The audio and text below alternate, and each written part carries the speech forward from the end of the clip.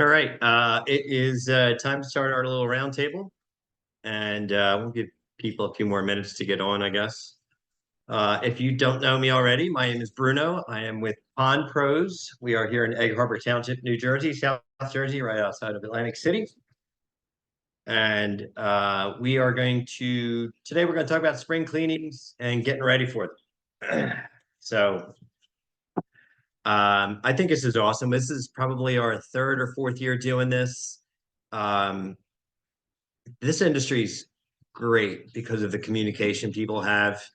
Being in the CAC group to me it's a great group because of the communication with everybody working together. Yesterday we finished our final project for the year for when it comes to install, and we got great help by Zach Midori and his team over at Rockwater Ponds. Came and knocked it out in 2 days. One of our teammates was on there, Rich. He's our newest teammate, so he was able to learn from Zach. But it's great that I was just able to communicate with another pond builder. I mean, it's not many industries you can do that, and other industries that usually they're talking at you, not having discussions of, hey, this is what we do. And so everybody kind of grows together and does better just by learning from each other. Every year I do this, I take away something from it, and it helps my business get better every year. I've been doing this probably, I guess, about 20 some years now. Can't tell you exactly, but we started out as an aquarium company and started doing ponds, and I do more and more ponds. We still do aquariums, but very few. And over the next couple of years, I'll probably even get out of the aquariums and just do ponds. But that's it. A little bit about me there. Again, like I said, we're in New Jersey, so we get the climate changes of cold and the summer and winter. So right now we're going into our slow period. Our spring cleanings will start here in, I'd say, the end of March if the weather is good. Good, and usually what we do is we'll start with pondless, and then going into April, we'll do the ponds that actually have fish in them. So we're not moving to fish when it's too cold.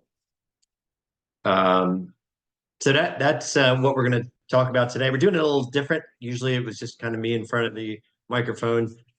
We now have Laura here at Pond Pros, who has gotten us so organized.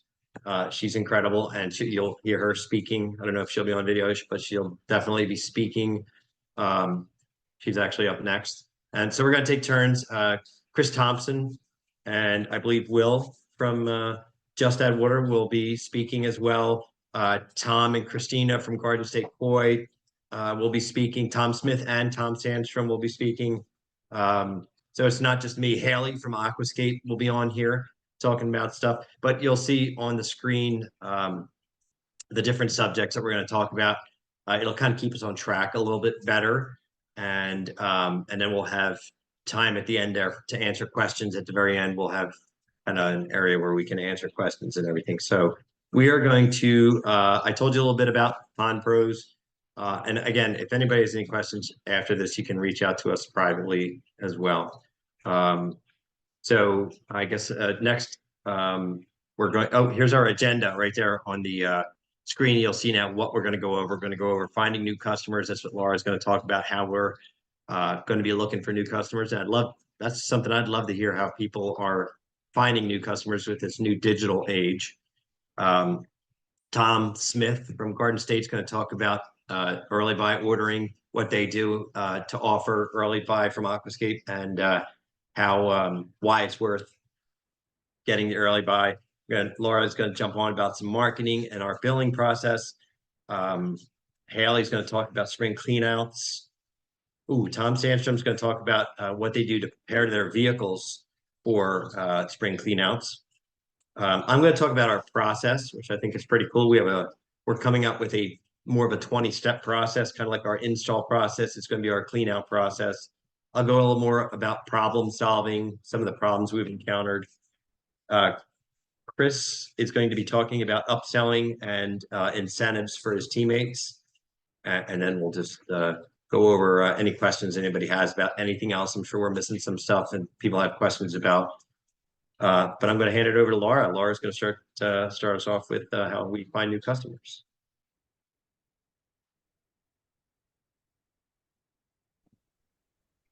Yeah, so like Bruno said, we're going to be going over this presentation, and we kind of decided to keep it a little more organized this year by breaking it into a couple different parts. So each topic, whoever's presenting will just give a quick topic overview. Then we're going to ask everybody in the chat to feel free to unmute themselves and contribute to what their business does and the things that work for them. And then we'll finish up each topic with a Q&A section. If you have questions about any of the community contributions or whoever did the overview, feel free to ask. So like Bruno said, he introduced me a little. My name is Laura Nelson. I have spent about the last 10 years working in business development, primarily in clean energy. So the solar companies that you're familiar doing large scale commercial solar installations.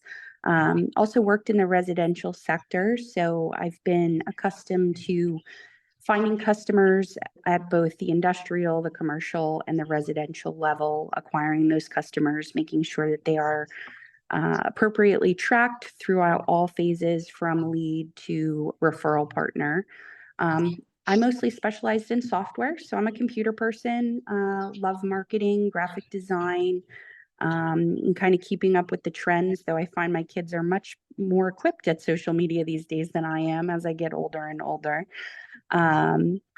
So that's a little bit about me. So I joined Pond Pros this past January. So I was lucky enough to take part in the spring customer acquisition process over here at Pond Pros. And I kind of got thrown in the deep end, signing customers up for the first time for their spring cleaning and their maintenance projects.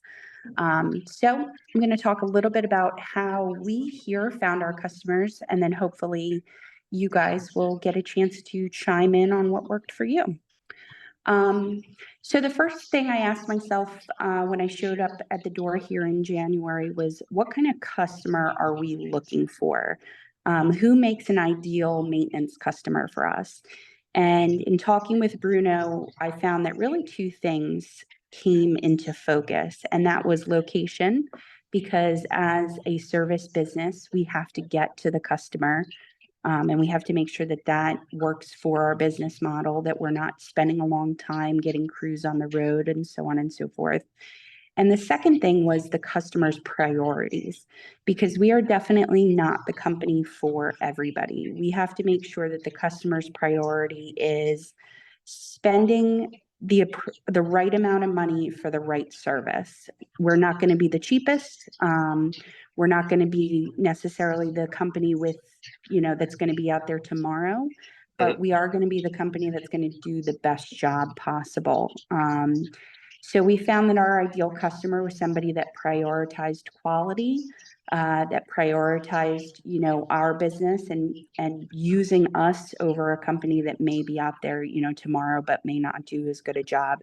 And somebody that found that the equipment and the branding mattered to them. So somebody that put Aquascape and the products that we offer above something cheaper that could be acquired on Amazon or so forth, or online services like that.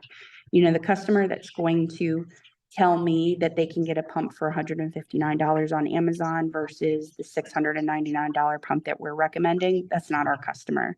And that's okay. We're just going to work with the next person.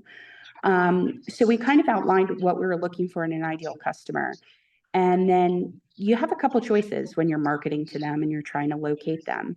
And the first is making sure that you're using as many passive methods as possible. Because if I'm going out there and I'm pursuing customers and I'm cold calling, or I'm doing mailers or Facebook ads that require me to reach out and contact those customers, it's very time consuming for me. And we're a small operation here at Pond Pros.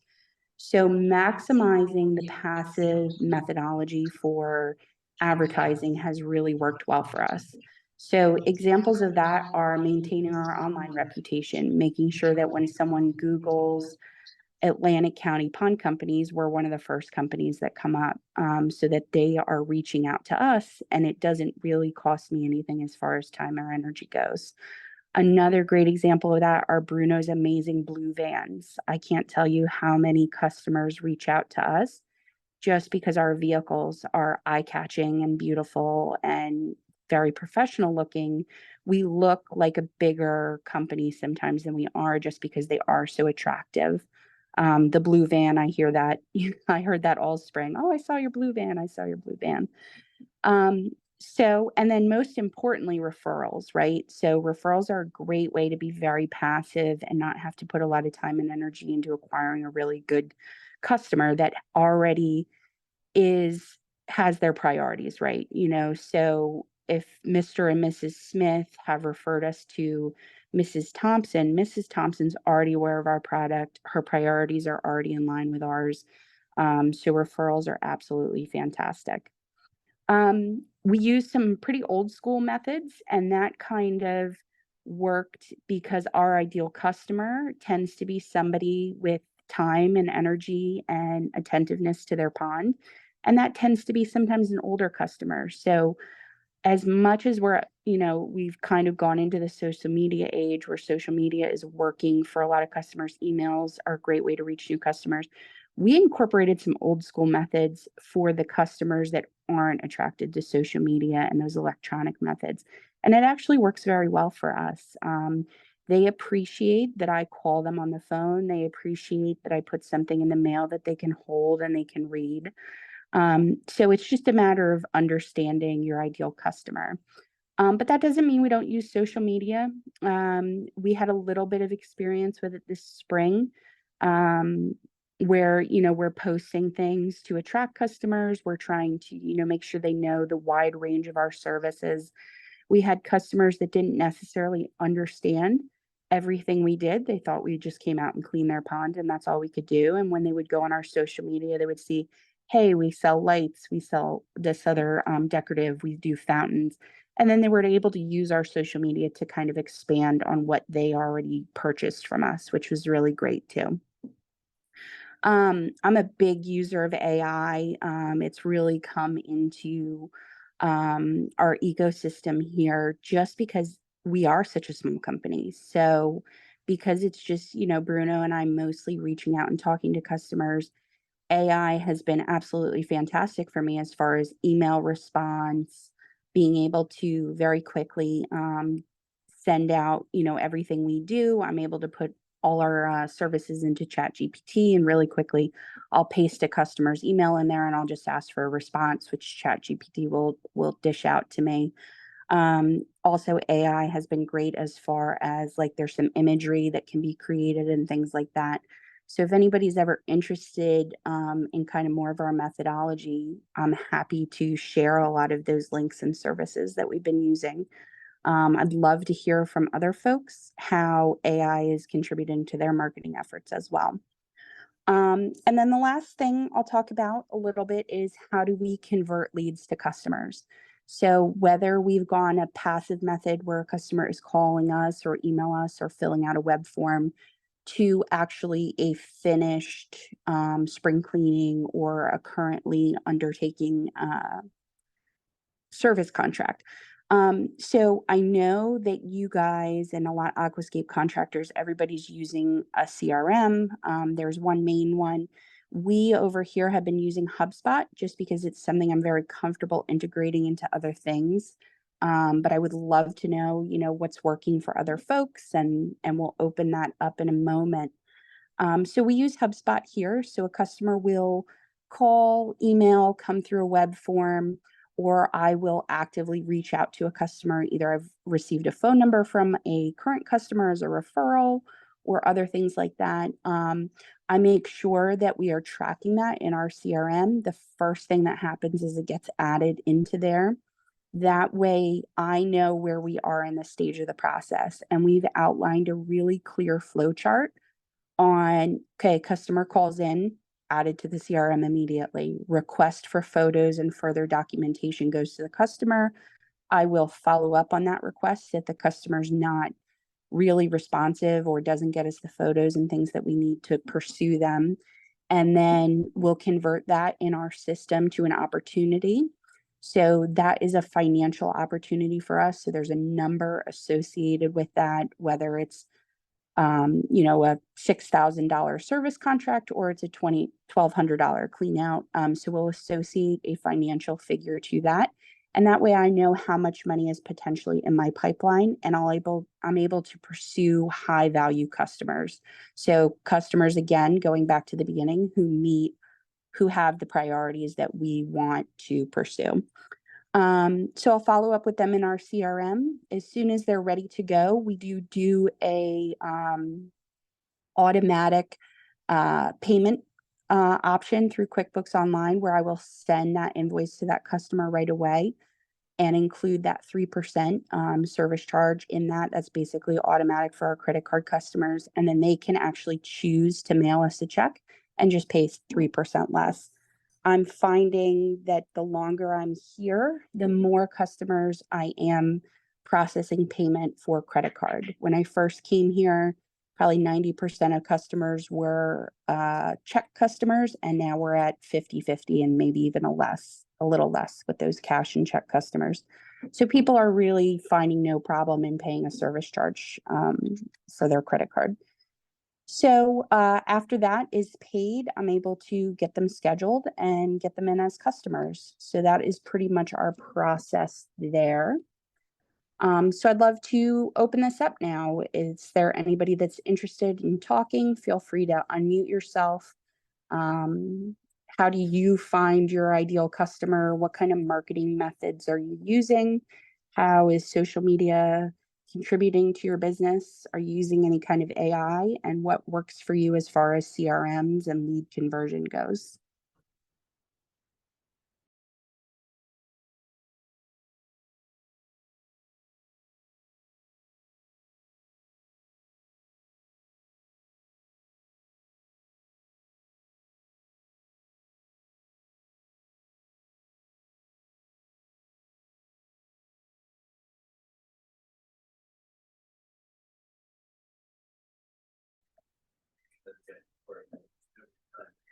Yeah, it seems like Jay had messaged about the AI info in the chat. So Jay, I'll definitely, when we send this presentation out, I'll include some ways, and I can even make a quick video on how I use AI to respond to customers and generate marketing and so on.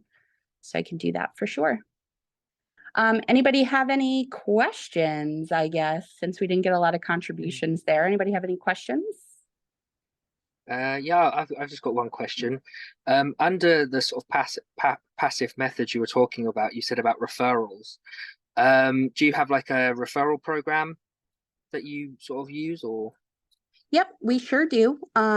So we have a referral program for our customers where we will give them a built-in credit of $250 on their next service plan when they refer a customer to us that signs up for a service plan. And we extend that referral program to contractors as well. So I can let Bruno, if he would like to talk a little bit about our contractors program, if anybody's interested in hearing more about that.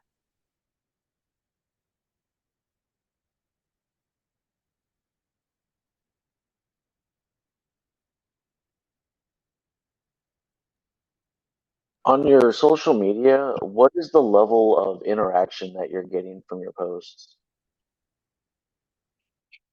That's you, Laura. Did you hear that?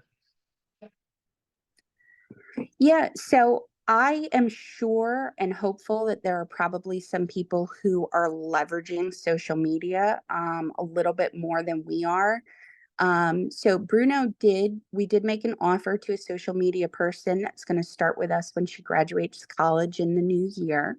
So we're probably going to be doing a little bit more of that. But so far we've found that the marketing we're doing as far as reputation management online and SEO, as well as the other methods like the vans and the referrals, are sufficiently kind of keeping us very, very busy. We did not have any downtime this entire year. So all our crews have been busy. So that's been real successful for us. So maybe is there somebody here that's a little bit more social media heavy in the way that they interact with customers that would like to speak up?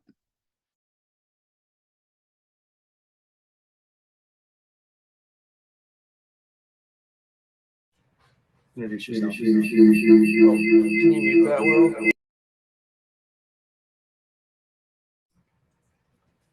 Let's see. Hi, yeah, I'm Jack with Just Like Water. Sorry about the echo. So I do the marketing here for us, and I've been focusing mostly on like Facebook, Instagram. We also hit TikTok a little bit, and I've been seeing like it kind of varies. So I have a video editing background, but like some of my videos that I've done the best are just like a walk through the feature. So like people just want to see the whole thing. Using trending sounds is a big thing as well. So just being able to, I don't know, people like to see the entire thing rather than just like highlights of it. So like I just have taken my iPhone, just walked around and just panned the feature, got close up on the waterfalls, and that seemed to work pretty well for me. So, and for the interaction, people, I don't know, people are reaching out from. We had a couple that blew up, and I guess just I think the ones that blew up had the trending audios, and those had a lot of comments and shares on them. So I guess it's just, yeah, I don't know. That's what I've found. Interact with every comment. Yeah, we interact with every comment as well. Back to them, we either like them or like liking it or whatever, every single one, and then I'll respond to a lot of questions in there, or just saying thanks is like a big. Getting back to them is like, I don't know, that helps the algorithm, I guess, from what I've seen. So.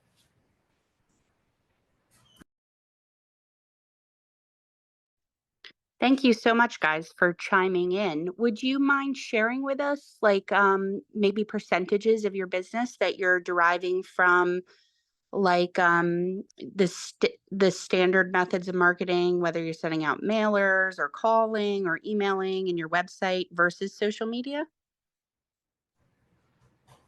This is Chris. I'll take this one. That one's a hard question. I didn't catch you when talking about Zillow.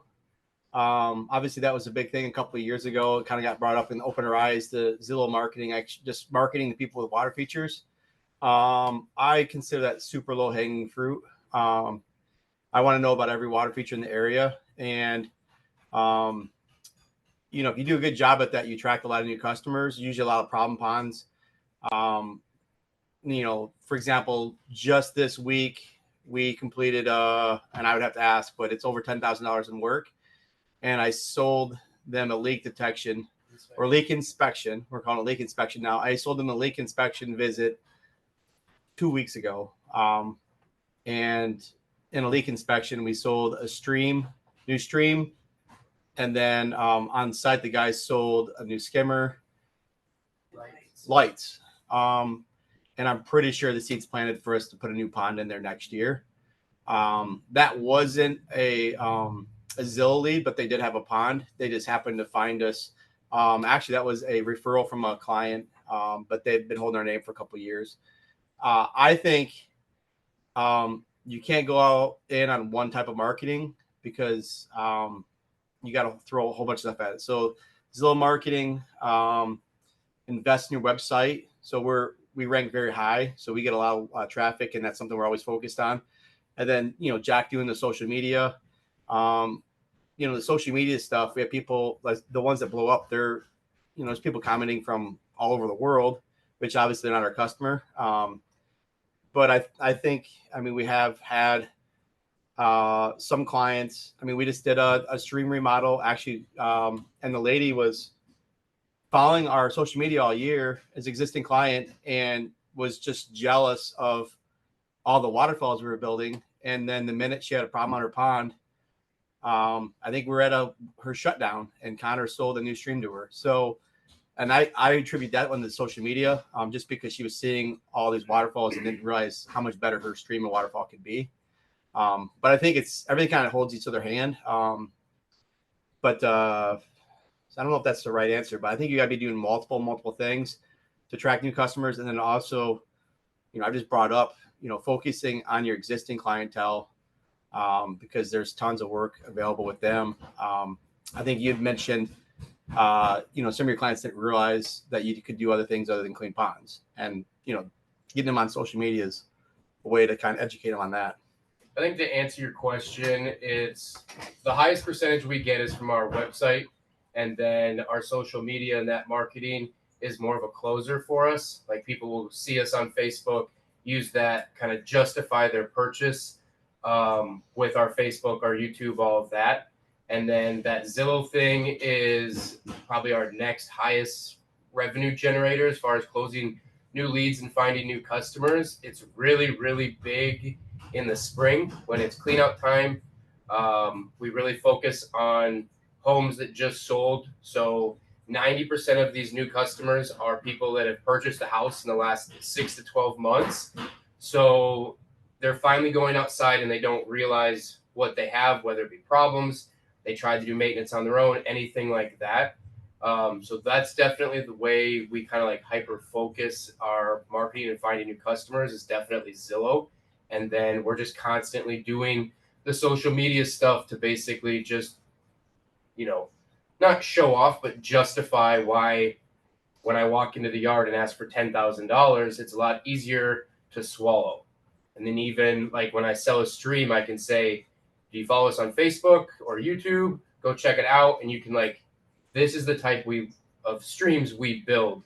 It's not the flagstone stuff like that. Because I think that's kind of hard for people if they don't, if they have a flagstone waterfall, which is the situation we just had that Chris was talking about.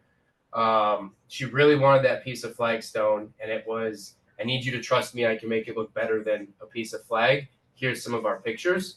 So social media for us is more of just the icing on the cake than the actual marketing effort. We don't close a ton of jobs from social media. Yeah. One other thing on the Zillow thing. So everyone was super busy during COVID and we kind of got away from it a little bit. And last year, I can basically realize I can judge how well our Zillow marketing is doing based on what I call, we all call them our exploratory cleanouts, which just, that's a new clean out for us. Because on the phone, if it's a new customer, I try to sell either a leak inspection or a full clean out on a new customer because we want to get in there. Last year, we did not do a lot of business in exploratories. This year, we're double because we refocused Zillow marketing with monthly mailings. In the spring, we're trying to hit them we try to time it with the issues. So I think it's May or June, we send out, hey, are you having algae issues? In the fall, when it starts getting dark at night, hey, do you want lights? So we're trying to hit them with all this stuff, what's important, what are people interested in that time of year? I think the Zillow marketing stuff is all about timing. Will talked about people buying a house. Their priority usually isn't the pond in the backyard the first day, but they're going to check off all their boxes hey, I got to do this, I got to do this, do this. And then they look at the pond. And if you've been mailing stuff to them, they might not pay attention to it, but at some point they're going to call you if they need you. So it's about a timing thing. So you just want to stay in front of them. But to me, the exploratories, they feed everything else. The exploratories, the new customers will feed construction. I mean, they're worth, last year we were down on the exploratories and our construction was down because we'll do stuff where we go on exploratory and, that'll lead to $20,000, $30,000, $40,000 rebuild in the next 24 months. We do it over and over and over again with a new customer. We'll inherit a shitty pond and then we'll turn it into something really, really nice.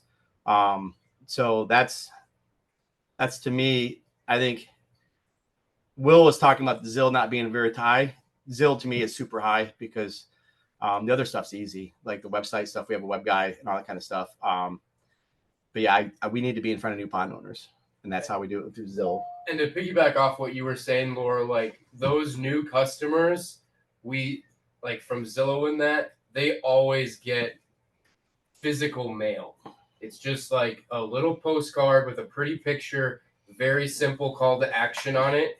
And they get it 3, 4, 6 times a year. So we're constantly in front of them, just trying to remind them that, hey, you might have a problem in that backyard and we're here to help. And we've had quite a few people say, yeah, I mean, I've got 3 or 4 of your guys' mailers and I finally it was perfect timing, right? I'm finally ready and I remembered you. So yeah, we've also had, I always tell a story to the guys, why it's important. I literally sold a $115,000 pond build because the guy got a Zillow mailing, and he called me up and said he's holding the postcard in his hand and said, I don't need help on this pond, but I just built the house and I want a new pond. And 6 months later, we're in the backyard building a $150,000 pond. So, that's from the Zillow. And the funny thing is my old office manager that did this stuff asked permission to send it to this guy because she was paying enough attention to Zillow that the house would go up for sale, and then he'd pull it off for the winter, and then he'd put it up for sale, pull it off the winter. And she just said, well, maybe he can't sell his house because of this pond in the backyard. Can I send him a postcard? And I'm like, yeah, it's a $2, send it. And that led to $115,000 sale. So it's not just the exploratories and repairs. You might get construction out of it. So Yeah, what I love about, what you guys were just saying too was your emphasis on the funnel, the marketing funnel being very wide. You're throwing social media, you're talking about the postcard mailers, reaching out to customers. And then also something we didn't touch upon that I think is really interesting is your lifetime kind of commitment to remarketing customers you already have with new products. I think is absolutely super important and leads to a lot of success. you probably mute us. Anybody else have any contributions, questions for these fine gentlemen that are contributing here?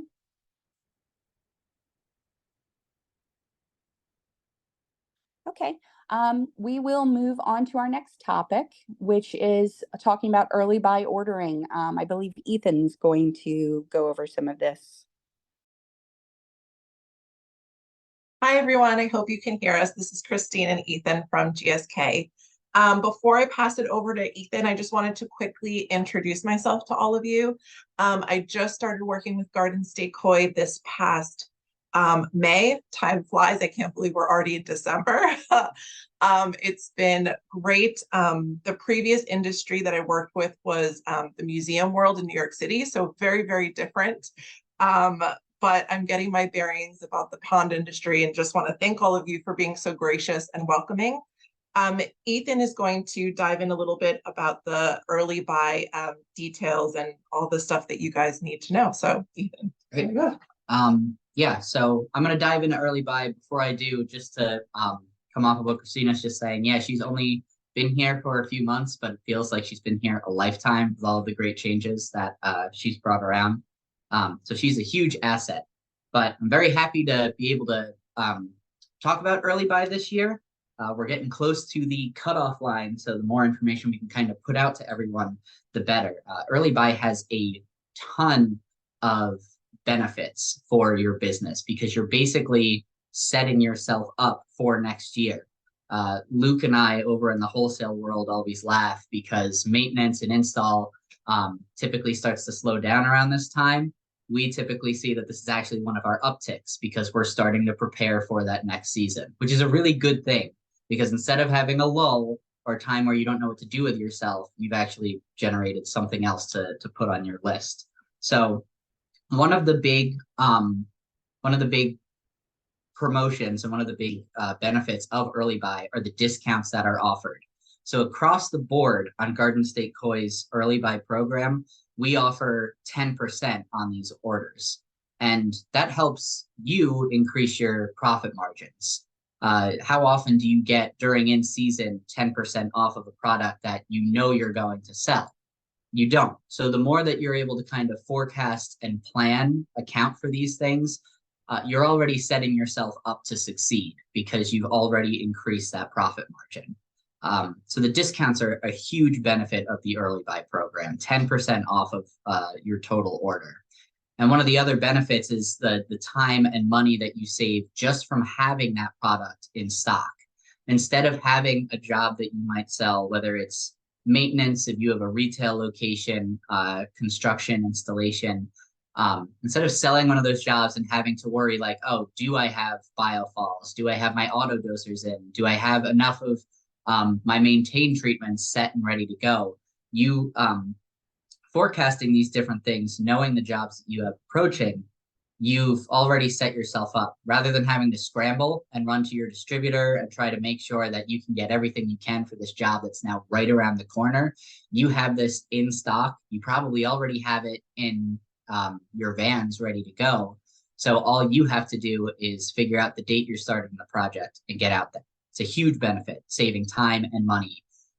Time especially, which is like the most valuable commodity, and yet you can't actually put a price on that most of the time. So having that product in stock is huge.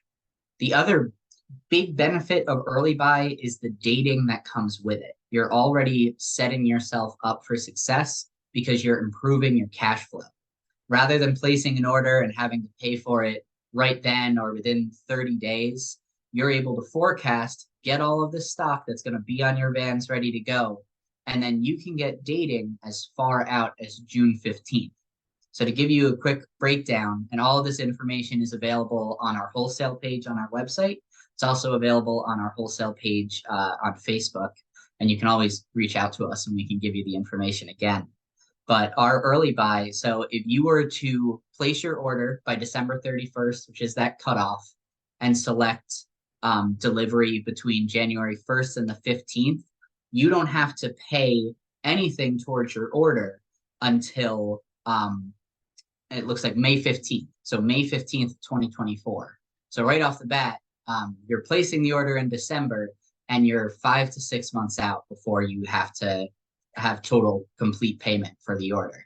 Gives you plenty of time to focus, plenty of time for you to get boots on the ground, projects done, and get that cash flow back into the business.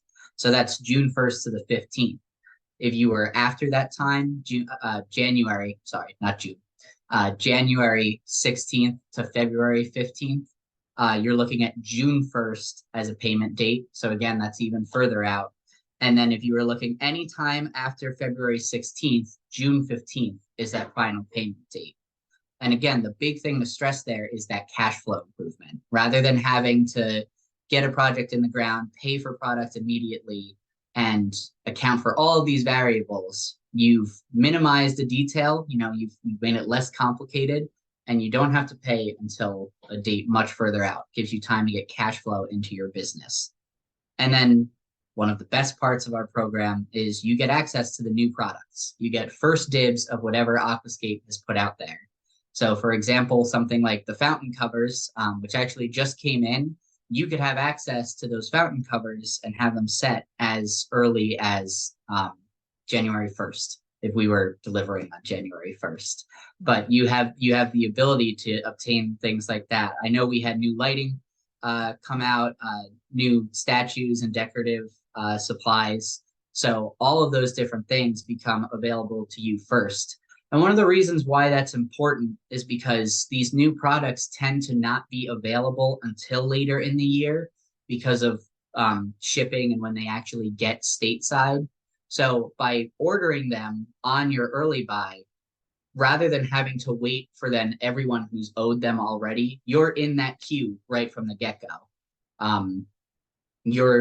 You placed your order in December, so you're going to be at the top of the queue for whatever's come in, which is great. Rather than having to wait possibly as late as September, October for some of these products, you're typically getting them in over the summer. So it's a huge benefit. So there's all of these different items. Again, you can always contact us at Garden State Koi. We're more than happy to give you the information. We send out a ton of emails jam-packed with all this information. Facebook has it on our wholesale page, and Garden State Koi, our website, our wholesale website, that also has that information. But just to highlight a couple of the items, a minimum early buy order with Garden State Koi is $3,500, which $3,500 taking 10% off of your normal in-season pricing. That's a ton of product that you could already catapult yourself so far forward. Efficiency-wise. So it's $3,500, and the orders just have to be in by December 31st. So December 31st is that cutoff. We do recommend having your order in before Christmas, as that week between Christmas and January 1st, as many of us do. We typically have time off, visiting family, vacations, etc. So having your orders set and in before Christmas is really the best way. And then you have something to look forward to. So you have the excitement of the Christmas holiday, New Year's and everything. And then when you come back in the new year, you're looking forward to your early buy, which is like a Christmas present in and of itself. So it's a lot of good things to look forward to. Yeah, so that's what I have to offer. Christina's going to be able to finish up, clear up any details I may have missed. And if there's any questions as well, I'm here to answer them. Yeah.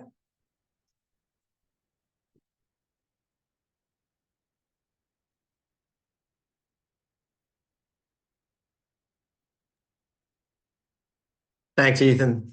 Hope you're feeling better. Yeah, thank you. Does anybody have any questions about the early buy for Ethan?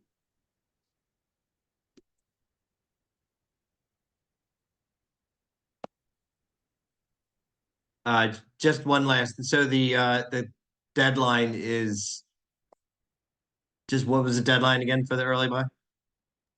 The deadline for early buy is December 31st. So orders have to be in by the end of December, right before the new year. Again, because of the way the holiday falls, we are recommending that before Christmas you have it in. I believe the last Friday before Christmas is the 22nd. So the 22nd is a good way to put yourself ahead of the game. Gives you time that then after you've placed your order, if you want to, edit some details, you can always place an order and try to play with. We can edit orders up until the time they're shipped for the most part with Aquascape. So if you ever place your order and then think that you missed something or that you had too much on there, you can still change it. But you have to have your initial order in before that deadline of December 31st. Excellent.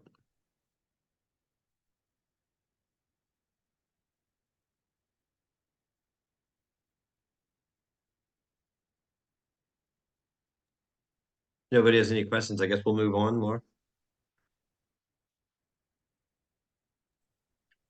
Awesome. Well, thank you guys so much for talking about that early buy a little bit. I think it's important that we're all going into December now and having that in the forefront of our minds. So I really appreciate it. So we're going to move on now to talking a little bit about spring plans.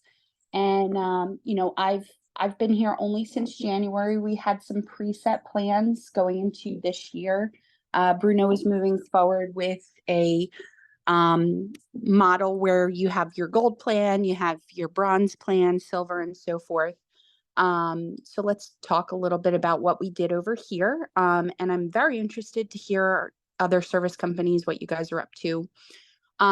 So like I said, we do a tiered maintenance plan here. Our base plan is bronze, which only includes the spring cleaning and the fall closings. We have a silver plan that is the spring cleaning, fall closing, and one midsummer visit. Our gold, which includes monthly visits, as well as our platinum plan. So the way we present that to customers here is in a digital way, both on our website as well as a mailer. So I'm including up here. Hopefully everybody can see this.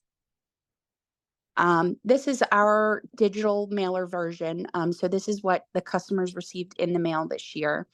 And it just kind of goes over our platinum plan, our gold plan, our silver plan, and our bronze plan, as well as everything that is included, the number of visits, the cleaning, the dosing system, as well as we do some additional things for our top tier customers, like we offer them a discount on Pond products. We offer our platinum customers, they get to choose their date versus being given a date, which in our business is very important because by March and April, we're typically, or at least this season that I was here, we're scheduling 4 weeks out. So if you call us for cleaning in March, we are not going to see you probably until mid to late April. Also, our platinum and gold customers get the netting service, and we included that for our platinum customers and the pond closing. We also offer that same thing in water fountain and pondless options. So there's our platinum, gold, silver, bronze plan options. So when it comes to calculating our pricing, we are embarking in a new realm with that this year. So last year, Bruno would calculate the cost to do the spring cleaning, and we'd set some parameters so that we could automatically calculate the plan pricing for those customers. This year, we are going to try a new pricing method where we are going to classify ponds. And so we've set certain parameters for what is considered like an extra small pond, what is considered a medium pond, a large pond. And we are going to automatically price based on those classifications. So we are testing that. That's in its beta year this year. So we'll see how that goes. As far as calculating out pricing, we do use a spreadsheet for that. And then we're able to use that pricing to do a mail merge in order to send customers their pricing in writing in a document with the brochure. And we're also able to then extrapolate that data into an email to customers as well. So that brings us to our marketing methods and timelines. Last year, or this year rather, we chose to embark on most of the marketing to our planned customers in January. So we did give them their pricing. I would say probably close to 25% of customers chose to immediately respond to those and lock in their pricing as well as their discount. We offer a 5% discount for paying quickly and before you schedule. And they also, excuse me, at that time choose to schedule their spring clean out, which we'll talk about a little bit in the future. So our customers are very responsive to our January, February marketing as far as those spring plans go. The customers that we already have in our ecosystem here. We had a retention of 95%. So we only lost one customer between last year's plans and this year's. We were able to recapture everybody. So that was really fantastic. That our 2023 or 2022 customers were still happy with us in 2023. So new ideas. Would anybody like to contribute to how they are managing their maintenance plans? What kind of maintenance plans are you offering? How do you tier your maintenance plan, and how do you calculate your pricing? I see some smiles at least.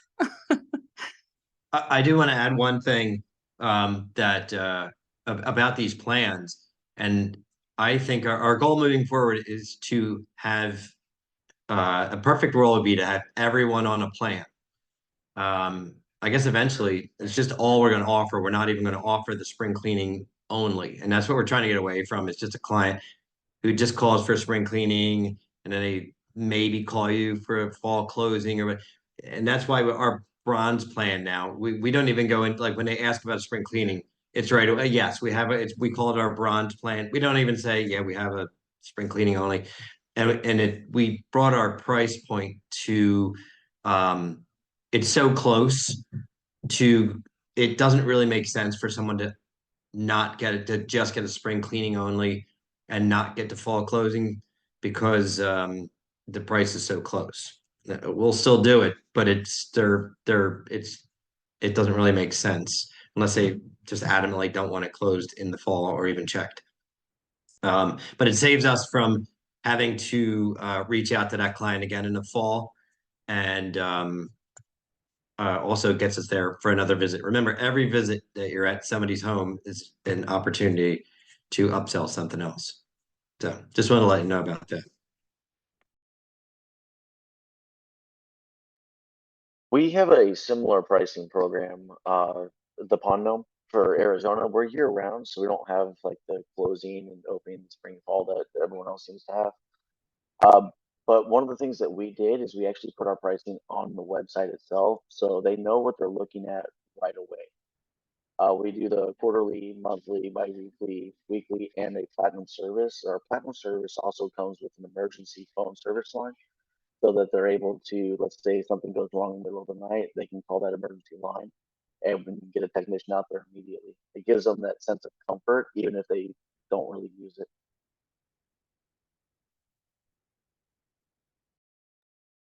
That's a good idea. One of the things that the customers really like though is having the knowledge, that open understanding of what they're getting into.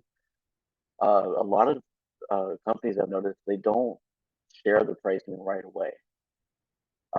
We found that it really does help a lot to just have it right there on the website. Do you mind if I ask how you determine that? Like, how is it just like small, medium, and large pond? We actually base it off of the amount of time that we're going to be at the stop. So a large pond is going to consume more time. So by charging by the man hour, it doesn't really matter how big the feature is. If we're there for an hour, if we're there for three, we're charging enough to cover our overhead and the labor. How do you have it listed on the website? Just like a half-day service, full-day service? It's we have it as a starting price, and that starting price covers the first hour, and then in our contract it says for every hour after that we charge this amount. So like our quarterly visits, it says starting at 155. So per hour, 1 hour minimum. Every hour after that, it's 155 an hour.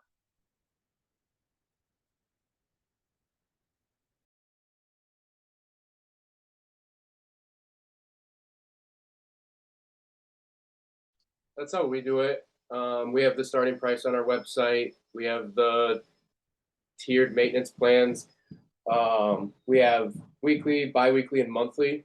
And then we also have, like in our spring mailer that goes out, you can sign up for just your clean out, just your fall service. You can sign up for just your clean out, just your shutdown. And then we group all of those in. So then throughout the season, we stop mailing everything else to those people that have signed up for whatever they did. But like if you sign up for your spring cleanout and your shutdown, those people will still get that fall service mailer. As far as how we do our pricing, I'm sure you guys understand by now, Chris is a psychopath with his spreadsheets. So he tracks, I mean, we've been tracking like hours on our customers since I started. So like 2013, he has all of those, like, you know, if we have a maintenance account, we can go back and I can go to 2015 and say, this pond used to take us 6 hours. It still takes us 6 hours. So our pricing is broken down to gallons. So we have, I don't know, 10. It's more about time. Yeah, so we have our gallons because obviously I'm going to use more treatment and more everything else for a bigger pond, and then we can break our hours into that. But because we've tracked our hours and our travel time for so long, I know that a 4,000 gallon pond is going to take somewhere between like 12 and 16 man hours. So then I can kind of group that separately.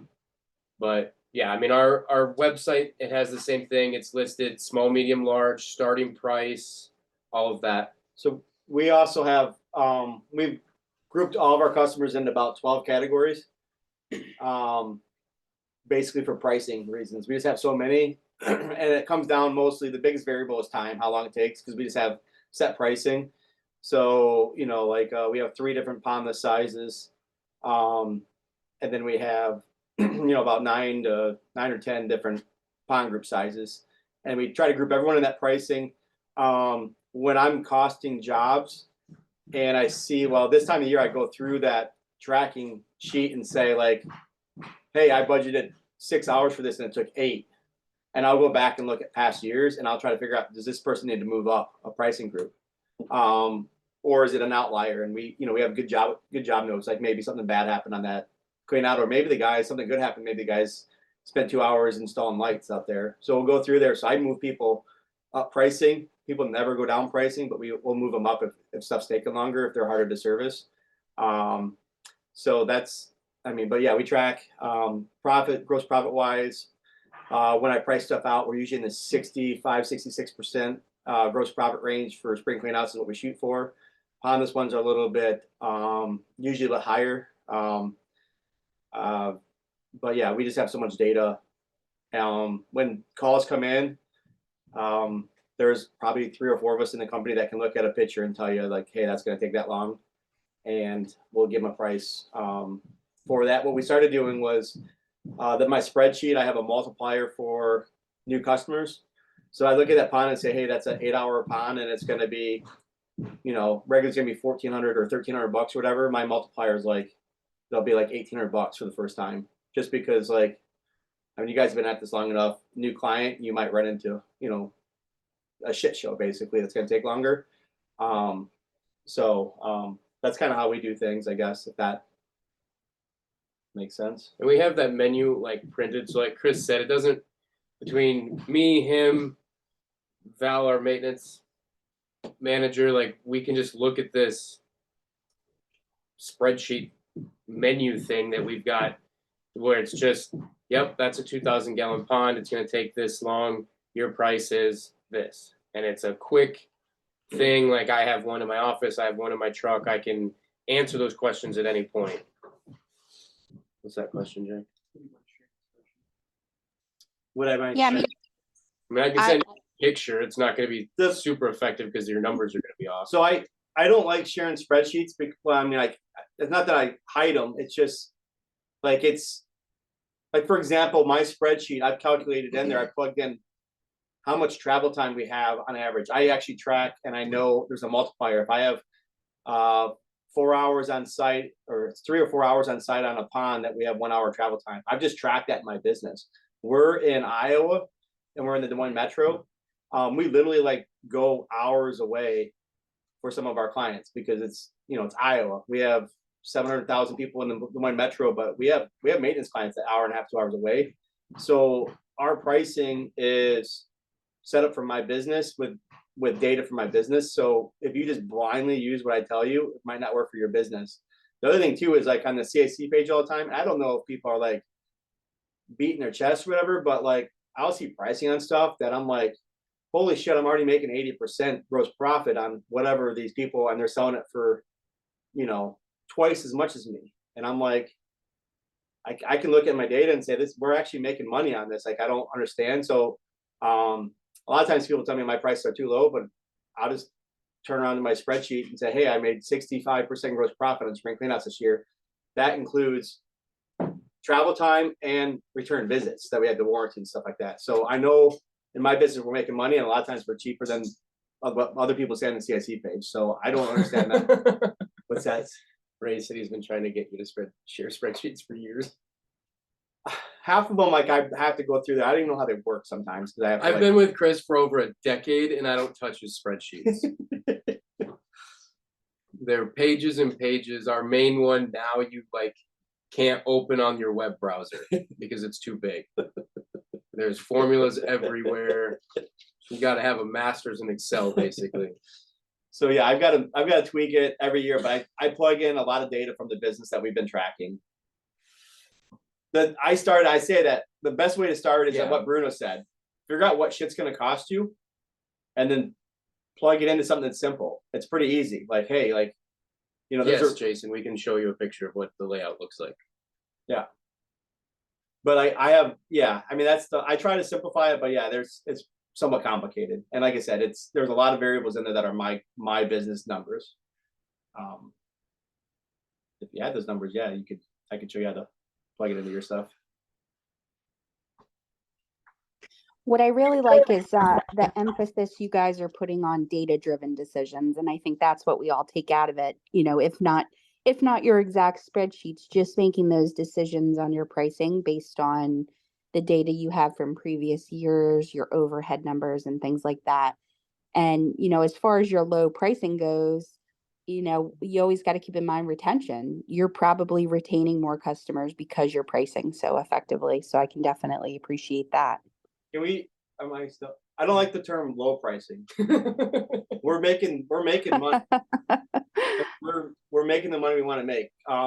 We also talk about, I kind of cringe sometimes when I see people say, that they jack their prices up. And maybe this is head trash on my part, but I like the phrase, we're cooking a lobster. So if I lose on a clean out, I just bump them up a pricing group. Their price goes up $150, $200. I don't You know, if I'm at $1,500, I need to be at $2,000. I don't go from 1,500 to 2,000. I want to keep that customer. So I'll go from 1,500 to 1,700. And maybe that's head trash on my part. But you know, I want to keep, I don't have enough cleanouts. I want to do more cleanouts. And I look at that. Bruno said earlier, every time we go there, it's an opportunity to sell more. Right. And then also, I've always heard that you have 3 ponds. Like we're doing maintenance here. I want their next pond build. When they move, I want their next pond build. I want to keep that client. So, yeah, I try not to do huge price increases at once.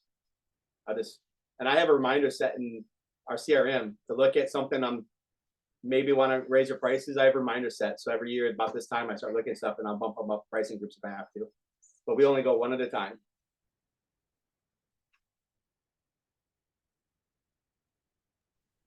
That's great. Does anybody have any questions?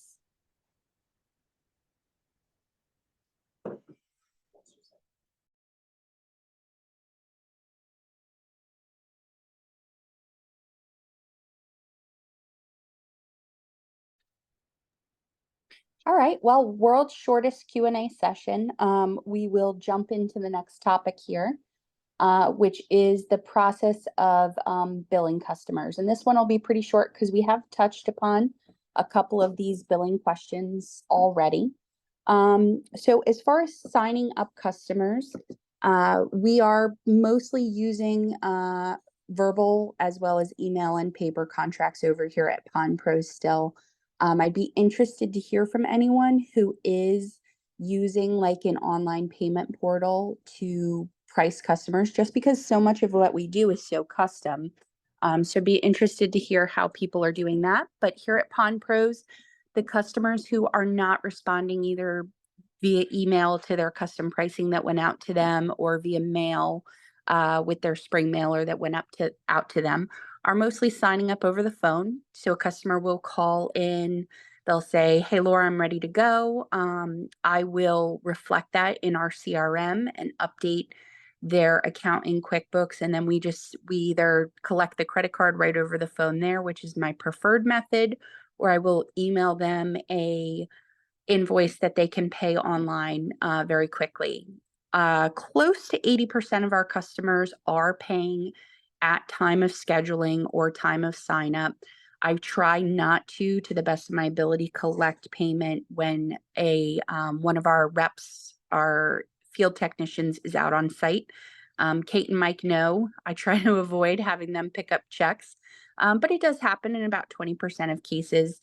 Either the customer forgets to put it in the mail or they don't want to pay by credit card because they want the discount for paying with check, and that's fine. So I'll send those invoices via email, or I will give them to our field techs with their forms for their clean out. We also offer monthly options here. So we will have them use our portal to enter their credit card information. And then on the first of the month, they're automatically billed as a subscription. We do charge credit card fees here, and I'd be interested to hear if other people are adding those on to customer invoices or if they're just eating the credit card fees, because it's definitely a point of contention for some customers who probably would prefer the 3% just be hidden in their price and not know either way. But it also gives us a little bit of a bargaining chip. If we have a customer that's, really upset about the pricing, I can always give them the credit card fee as a discount and so forth. So sometimes it's a selling tool here. So anybody doing online payments? What kind of discounts are you offering? How are you collecting payments? And do you have a lot of customers on monthly payment options? And how are you handling credit card fees? Any contributions there?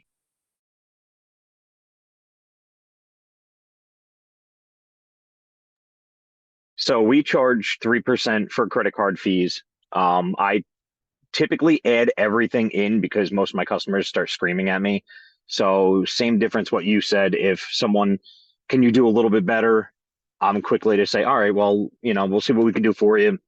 And we have a handful of customers still wanting to pay cash. So I'll be like, okay, we'll give you X amount of percentage off if you pay cash. If it's, credit card, we say, hey, if you're doing a card, we do charge interest rate. interest fees, and they're like, oh, okay, and they typically just shy away from it really quick. But we accept all forms of payment. Like you said before, credit cards have been on the rise majorly, so we just started charging last year the percentage, and people don't really seem to mind. I mean, you go buy pizza nowadays, and they're like, oh, if it's not cash, we got to charge you more. So I think it's just the new thing that it's expected to, you're going to pay that additional fee.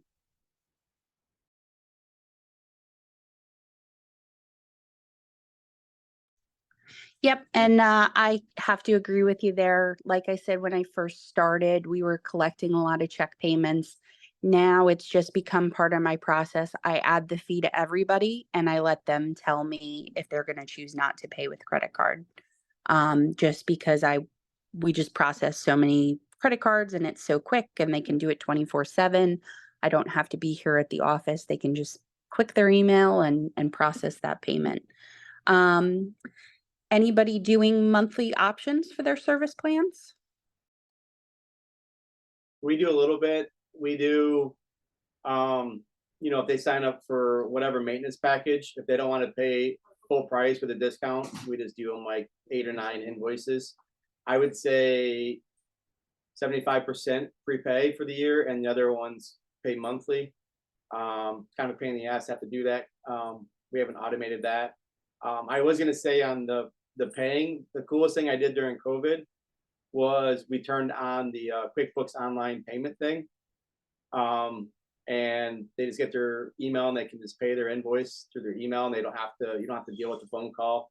Have to run a credit card. They just do it. I'm not liable for having that stuff. So I thought that was a cool thing. I haven't heard that talked about. I'm sure a bunch of people are already using it, but the credit card fees on QuickBooks, in my opinion, were basically the same as paying to have the little machine.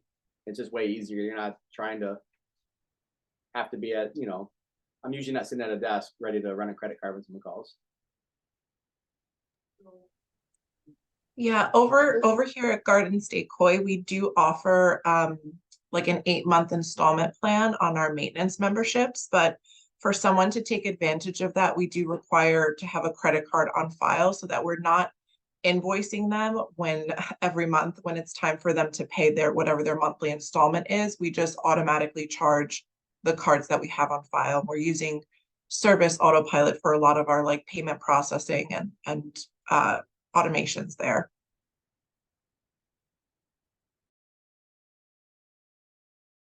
Awesome.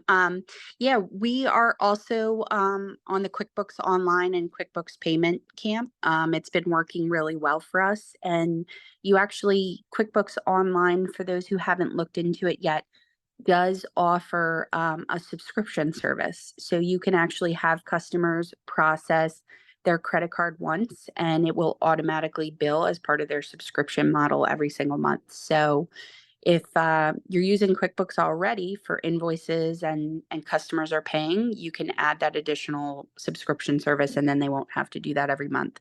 So that's a pretty cool service. We made the switch to QuickBooks Online not too long ago. I want to say like 3 months now, and I'm very, very happy. So it's working good for us so far.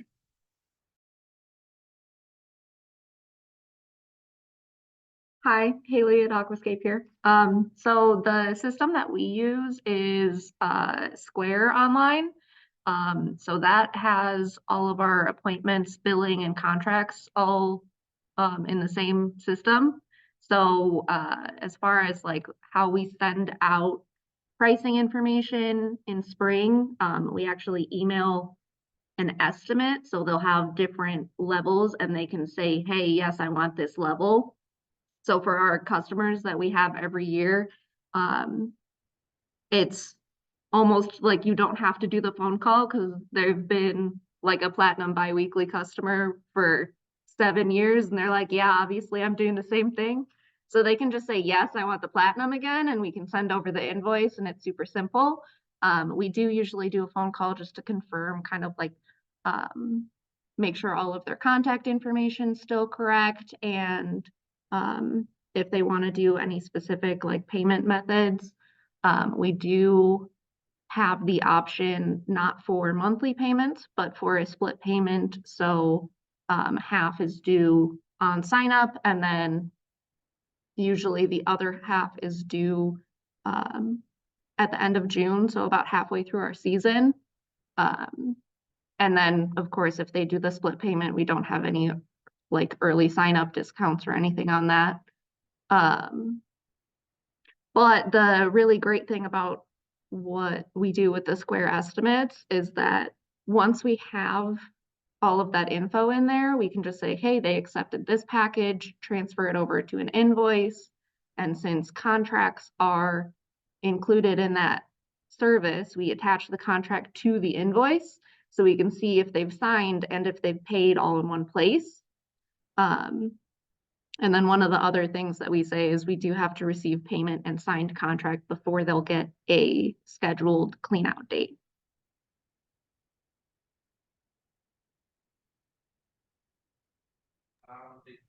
Hey, Hallie, I just have a question about Square. Okay. I know I looked into that a while back. And I know they have salespeople, like actual salespeople. Do you guys have a salesperson that you deal with there? Or do I believe we do, but I don't deal with them. I think it's either Jeff or like Anthony Marola who are the people talking with Square directly. Okay. As far as like what levels of Square were signed up for and stuff like that. They definitely have a person. I just don't know who that is.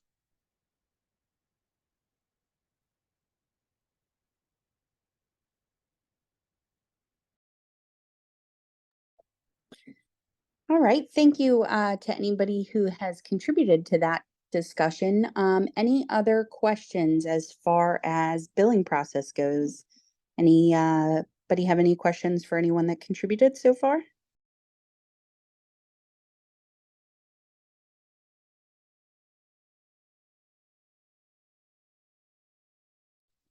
Okay, we'll turn it over to Haley to talk a little bit about scheduling the cleanouts.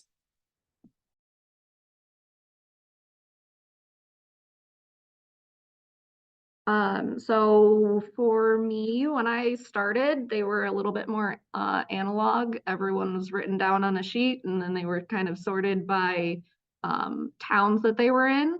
That didn't work super well for me. So I've transitioned into, especially since the system, like when we started, we had Jobber and you could actually see things on a map in that, and Square doesn't have a map associated with it. So I rely heavily on Google Maps with their like customized maps that you can make. So I make a spreadsheet with all of our cleanouts, what their package level is, how many hours the cleanout is, and what type of feature. And then I can import that into Google Maps and see everyone all on one map. It's super convenient for me because I can look at all of those different factors and you can see like, oh, these people are right next to each other. And maybe you wouldn't have known that if it was just on a piece of paper with their towns, because sometimes they're across the town line and you wouldn't have seen that they were right next to each other until later on. But the most important thing as far as scheduling cleanouts is trying to have all of our crews in the same area, just so anytime they run into issues, they have backup, or like if they run out of a product, there's somebody down the street they could grab more like Pond Detox from. So our crews are usually 2 guys per vehicle. And then as far as like, we also base our cleanouts on how many man hours we expect it to be. So if a cleanout is more than, let's say 12 man hours, that's something that we're going to send 2 crews for and get it done in half a day instead of taking up the entire day for 1 crew. And then they can get things done a little bit faster and see more people all at once. As far as like drive times, like I said, we try and group everyone together so that like they're not going to somewhere like a half an hour away or an hour away between their like first clean out of the day and the second one, just to make things as efficient as possible. Like I said earlier with Square, our appointment system is set up in there. So we have the appointment sends a notification when we schedule it, and then a week out and a day out so that people are prepared. When I make those scheduling phone calls, I make sure to remind them that we'll need access to a working spigot and working electrical outlets, because with early cleanouts, like sometimes if the weather is nice, we can get started in March.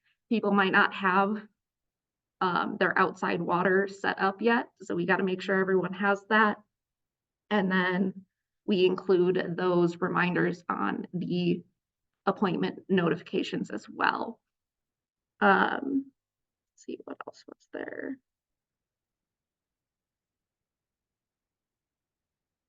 As far as like how many man hours we do in a day for the guys, we're usually leaning towards like 8 hours on the job site.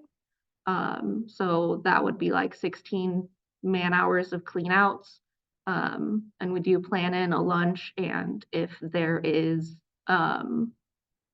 like if we're going into the city, into Chicago, making sure that they have time to do that drive, because morning rush hour could be an hour and a half, even though it's not that large of mileage.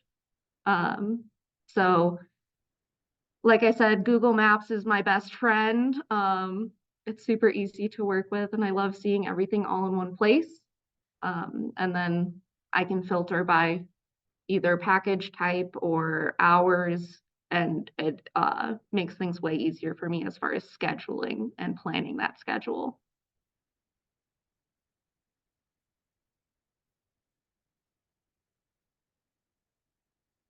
I think that's about it. If anyone has any questions about how we do things.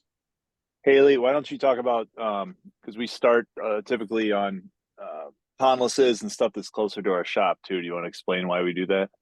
Oh, okay, yes. So especially at the beginning of the season, since we are in a harder winter location, we'll start with pondlesses, because we don't have to worry about like upsetting the fish with the water temperature changes and everything. They're also usually much smaller as far as clean out hours, so we can get more things done and out of the way. The other thing I forgot to mention earlier, Chris, if you didn't look at the chat, they've mentioned you have a beautiful voice. We do have, with our maintenance packages, some of them do get a guarantee on dates. So our highest package is the Diamond Weekly package. They get to pick their date, and then Platinum package, our bi-weekly service, they have a guarantee of April, which is the main month of our cleanouts. We usually start first week of April and plan to go around mid-May. And then, so they kind of get first dibs on getting the clean out done. But like Chris said, we try to start with pondlesses since it is still colder at the beginning, and then closer to home. That way, if we, like, the weather isn't actually that great, we're right next door. It's a lot easier to have those scheduled first, just to get everything out of the way real quickly. The other thing was, when I plan out the clean out schedule, I try to leave at least a few days open, usually like on Fridays, as rain days, so that if we have really bad weather, we can reschedule somebody, and it's not going to be a difference of like 2 or 3 weeks. Like Laura said, clean out schedule, we schedule super far out.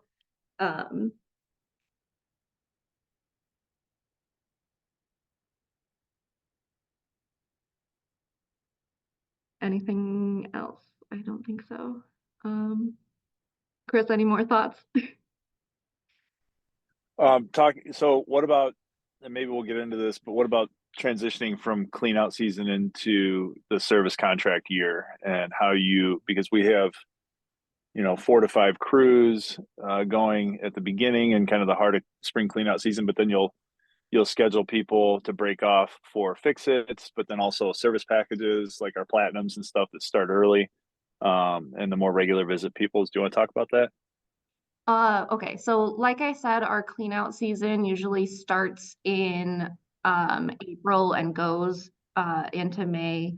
And our maintenance packages, those service visits start in May.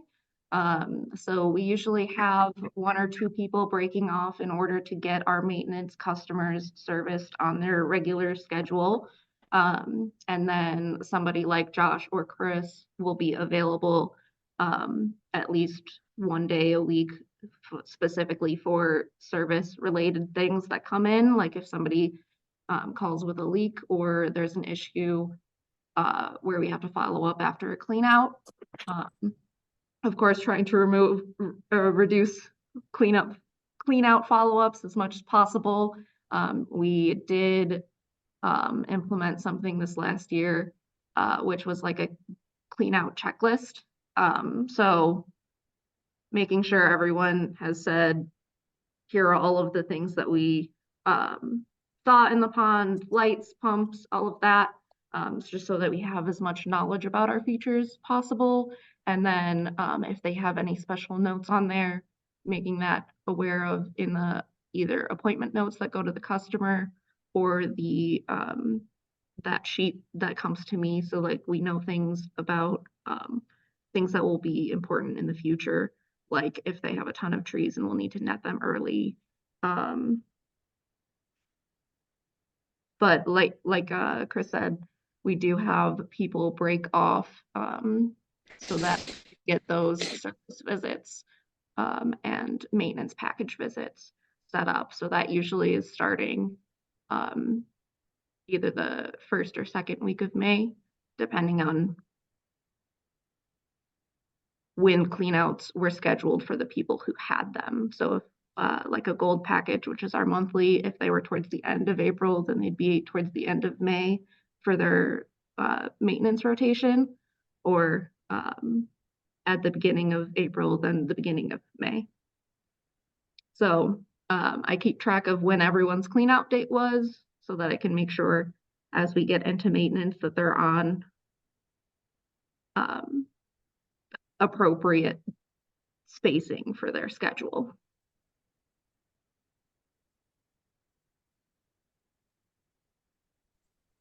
So I have a question, if you don't. So do you find it difficult? This is the issue I run into every year, is scheduling the clean out and then getting that. You were just saying that you schedule them according to, like, if they had their clean out at the end of April, they got their service visit starting in May at the end of May. But it makes it a little difficult because we try to do the same thing, schedule by area.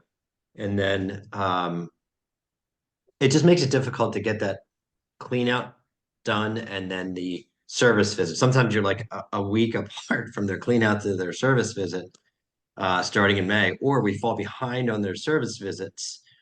And people do follow, if they deserve 6 visits or 12 visits, they'll let you know, because we have a little card that we're supposed to leave that we were here for a service visit. So people will bring that up, that I only got 5 visits or whatever.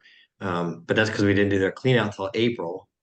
So do you find any issues with that, or is there a method to that? Because it's kind of hard to schedule, because it does go by area, not really time for the clean outs and the starting the maintenance. So our way around that is actually we don't list how many visits we expect on the maintenance contract. We list like start times. So like in the contract, it'll say cleanouts are generally beginning in April, but there's no guarantee on when that date will be, except for, of course, the diamond and platinum packages, like I mentioned earlier. And then maintenance for the maintenance package section of the contract, it says maintenance is generally starting in May, dependent on your clean out date. So if somebody, like even our platinum customers where they get biweekly service, even if we do them like first week of April, we don't actually start service visits until May. So we make sure to be really clear with our customers with that as far as when we do the scheduling too. And then like the gold packages, if we have a ton of platinum customers and we have to get all of them done in April, that might mean that a gold package might not get their clean out until May. So their actual service visit wouldn't start until June. So we just make it clear in the contract that the maintenance service visits are dependent on the clean out date. And we don't list a specific number. So you don't list a specific number in any ads or website or anything. It's just seasonal, I guess is how you put it, like monthly during the season or. Yeah. Okay, cool. That's smart.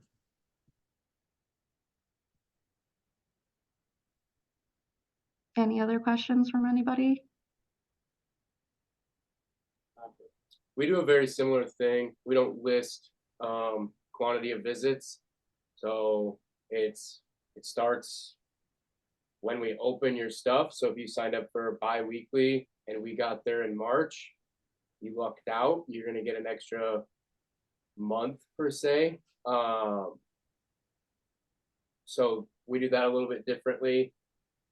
What we do around like what you guys were talking about as far as how do you open up that contract, I run 4 crews. One of them is a 1-person crew and they do our pondlesses and our fountains. I can't start those first. I have to start with ponds because normally our basins are still frozen. So like Val, our maintenance manager, she'll do 99% of those pondlesses and fountains. And then I'll just, as we open up our maintenance accounts, I slowly work that in. My way around of the consistency is I tell my customers, like, normally we show up on Tuesday for XYZ customer. I just tell them our set schedule for when we're showing up as far as your day starts in May. I'll get there when I get there so I can work you into when she's in the area, but then I just track it that way. That way I'm not wasting an extra guy just sitting there twiddling his thumbs as she's out, you know, doing a maintenance stop. Or because 90% of our pondlesses, there's no difference in efficiency between 1 person or 2. Even on like a 40-foot stream, that second guy is really not going to make it. You're saving 15 minutes. There's no point in him being there. So that's kind of how we do it. I just have my 1 maintenance tech in the beginning, starting with those ones that we open up first. But we also start clean out season incredibly early. Our first clean out was February 13th last year. So our weather's not much different than Chicago. We also finished clean out season by like the first week of May, which is the first. I get the health of the fish stuff, but I always say, would I rather move fish at 45-degree water temperature or 75? Because by the middle of May, water temperature is 75 and it might be 90 degrees out. And you know, we haven't had problems with killing fish, but we just try to get out there early. The other thing we started doing with get out early is we used to have a hard time, or we used to get pissed off customers yelling at us because we weren't there. When we start early, we're basically harassing customers, trying to get us like so that they'll let us in their yard to do their clean out because we want to get going.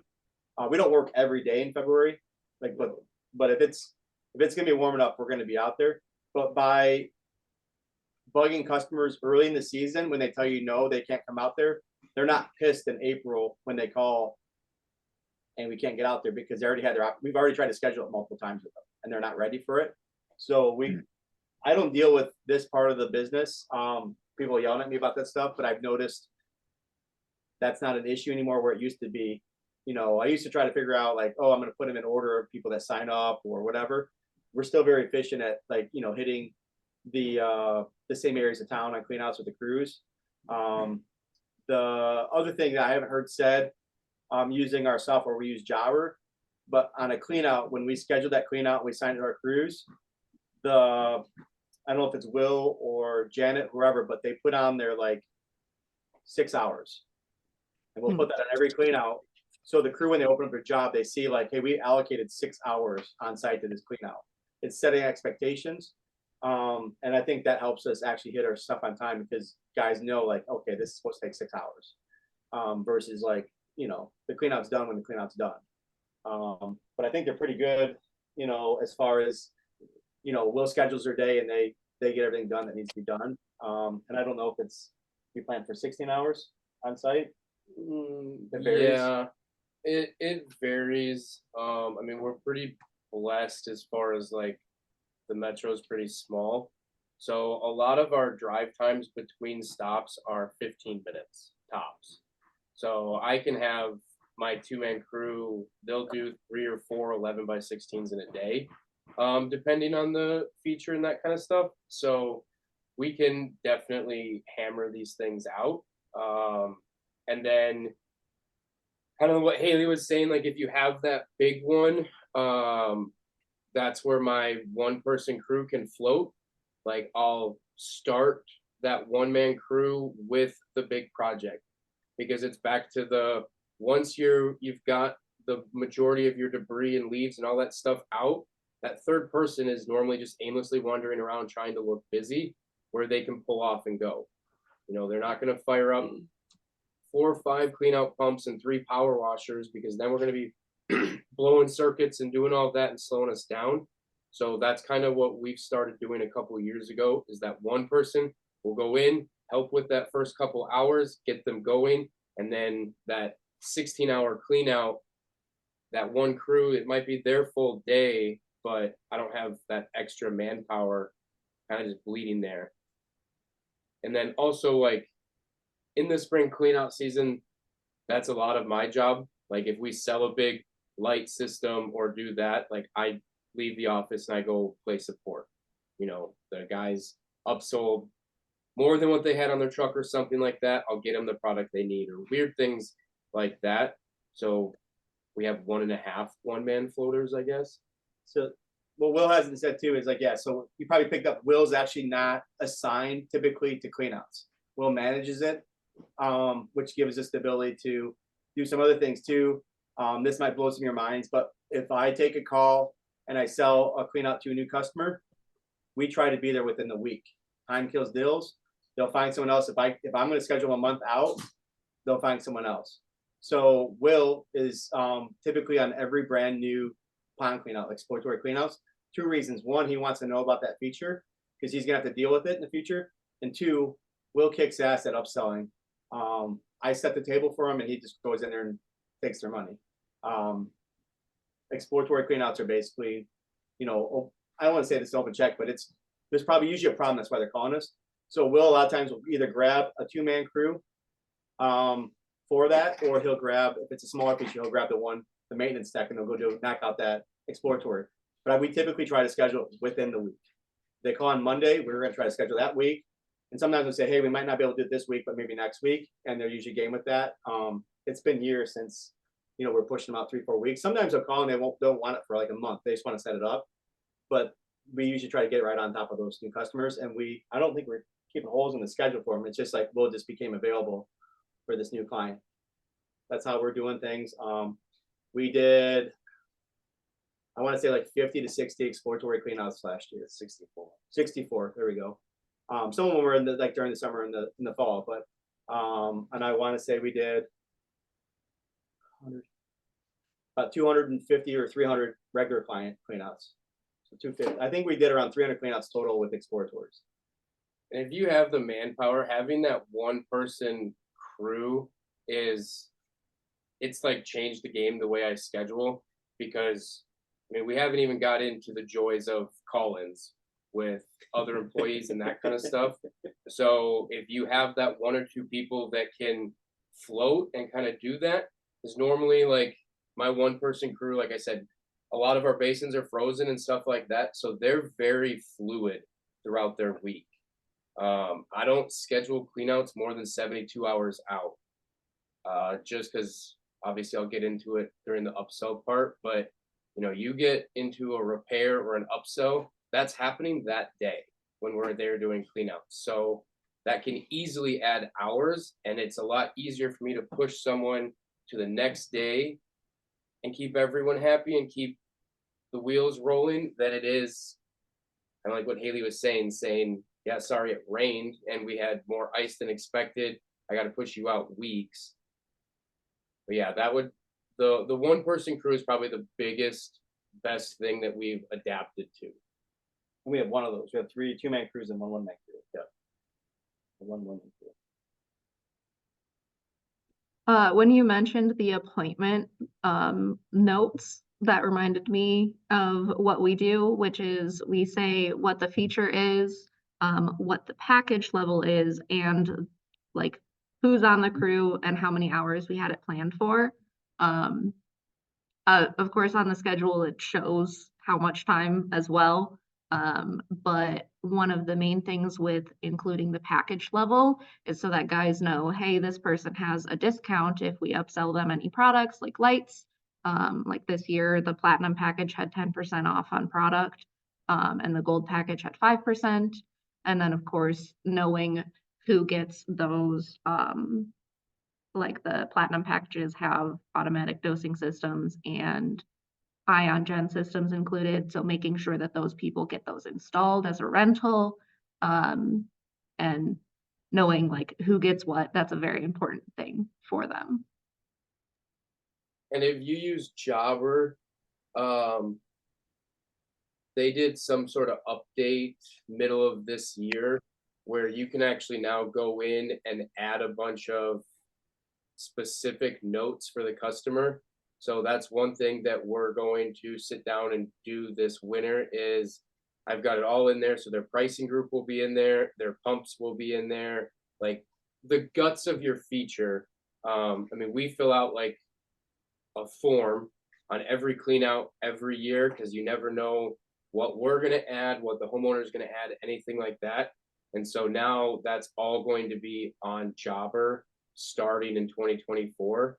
So the guys will be able to look at their schedule, say, I've got these 3 customers. I mean, all the trucks are always fully stocked, but now they can really make sure, like, you know, the notes from last clean out say they were interested in lights. I'm going to throw a couple extra lights on there. I've got 4 ponds today, and I only have 4 to 7 pumps on there. I'm going to grab 1 more just in case. So like, yeah, what you're saying is like just setting the crews up for success. And part of that is like when Janet or I call to schedule this, I literally have like a almost script on what I'm saying, you know, like, hey Bruno, how was your winter? Blah, blah, blah. You know, how did the pond run last year? How was your algae? How were your lilies? You know, were you getting good blooms? Were the pads big? Because that's something we don't get to see when we're doing cleanouts. I have no idea if those lilies need divided. And then I can have that conversation and I can just sell it right there. I put the note in Jobber and say, make sure you divide the lilies. You know, I sold them 1 hour of lily dividing. Make sure it happens.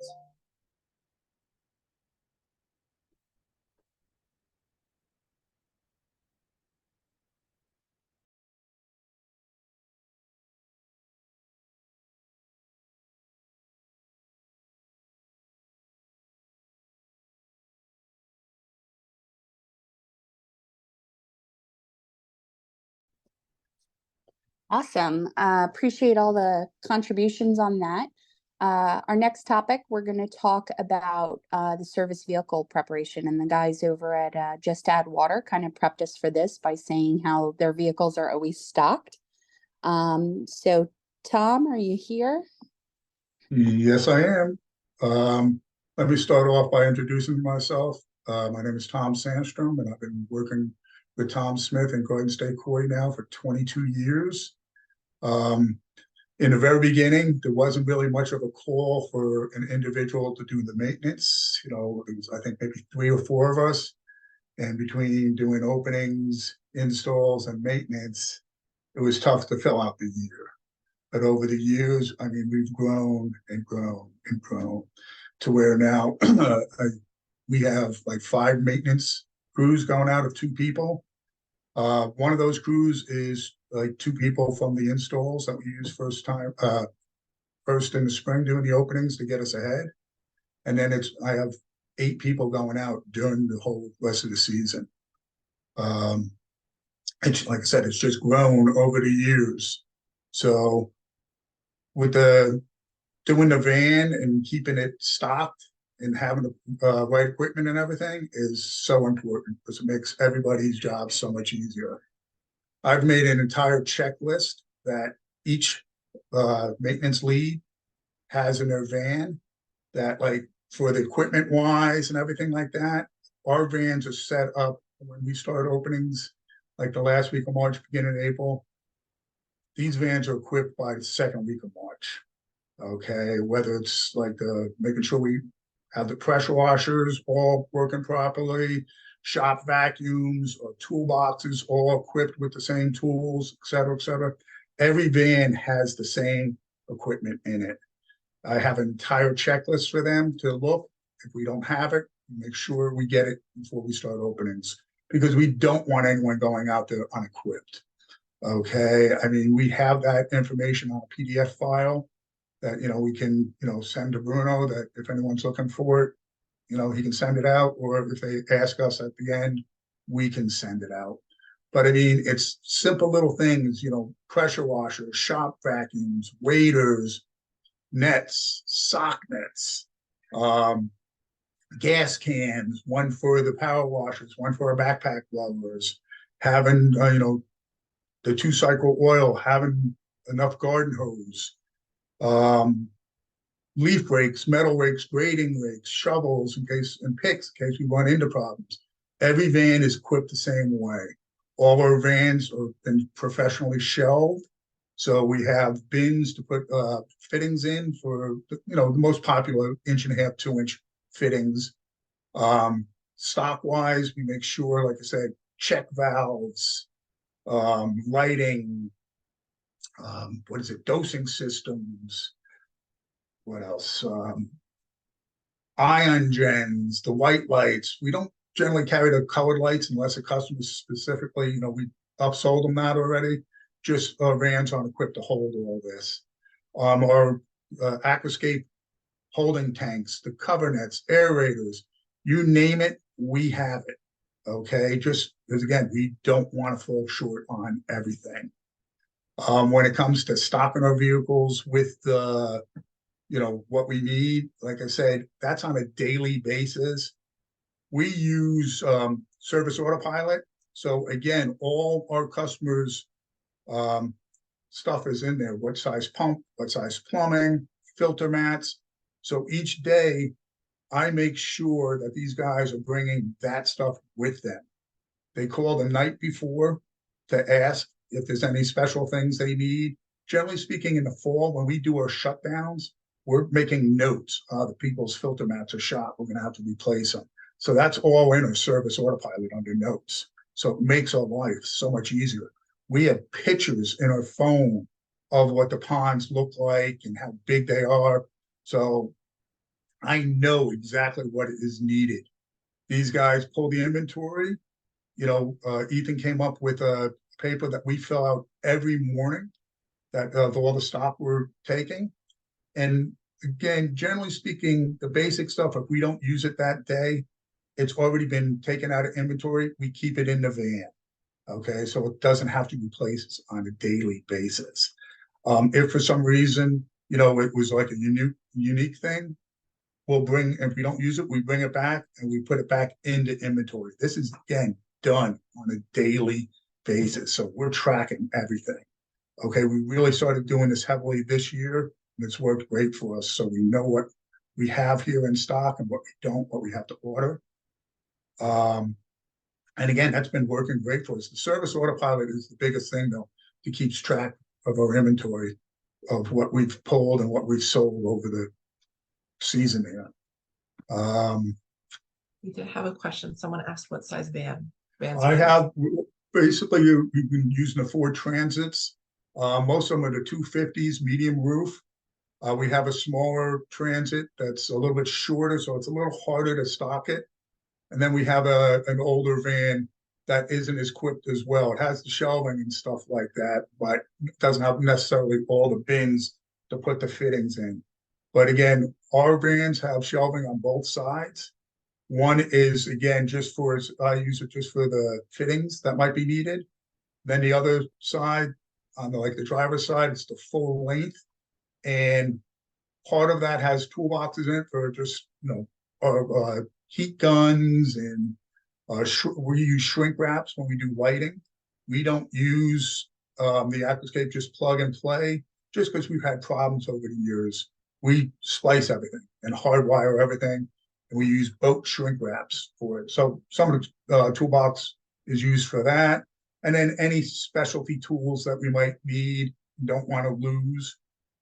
Generally speaking, we have at least one of the 500-gallon foldable collapsible tanks. And then we have 100-gallon plastic tubs that we use here at the store to put extra lilies in and stuff, and water plants, that my guys, they might take 10 of that. So right there, they have, access to 1,500 gallons of water being saved. So, but the biggest thing is, like I said, if you don't have the stuff in your van and you have to take time to go get it because you're missing something, it doesn't work. Okay, again, the materials, though, we basically are putting them in on a daily basis, though, so our vans have enough space. If we tried to stock for the week, there just won't be enough room. The one thing I heard someone mention earlier, but we don't do it, is we don't bring pumps with us. Okay, that would be something that I, probably myself would go back personally and flip it out if need be. As like the gentleman said earlier, like the one-man crew, that would be me. But again, everything is in these vehicles. If you don't have it, you can't sell it. Okay, our business started when I started back in 2001. Like I said, it's a 4-man crew of install and maintenance. Well, I'm dealing with 10 guys going out in the spring, okay, doing the maintenance. We have probably between, I'd say, 350, almost 400 drain cleans in the spring every year. And it just gets busier and busier with the install guys, because they probably put in 60 projects a year that I'm going to say 80 to 90% of them become our customers next year. So our maintenance division just grows and grows and grows. So, but again, the biggest thing is having the equipment, everything. Again, I have a whole checklist here that has everything. And not only I break it down to what the van inventory should be, but like what everybody's toolbox should have the same tools in it. Okay, and then I have an electrical bag, what should be in it. And then the consumables, which is, like I said, the lighting packs, the transformers, dosing systems, ion gens, bacteria, algicides. We sell a lot of the fake swans for the heron deterrent. The fake stump from Aquascape is a great thing to cover the electric. Okay, all that stuff. If you don't have it in your van, you're not making money. Hey, it's Chris again.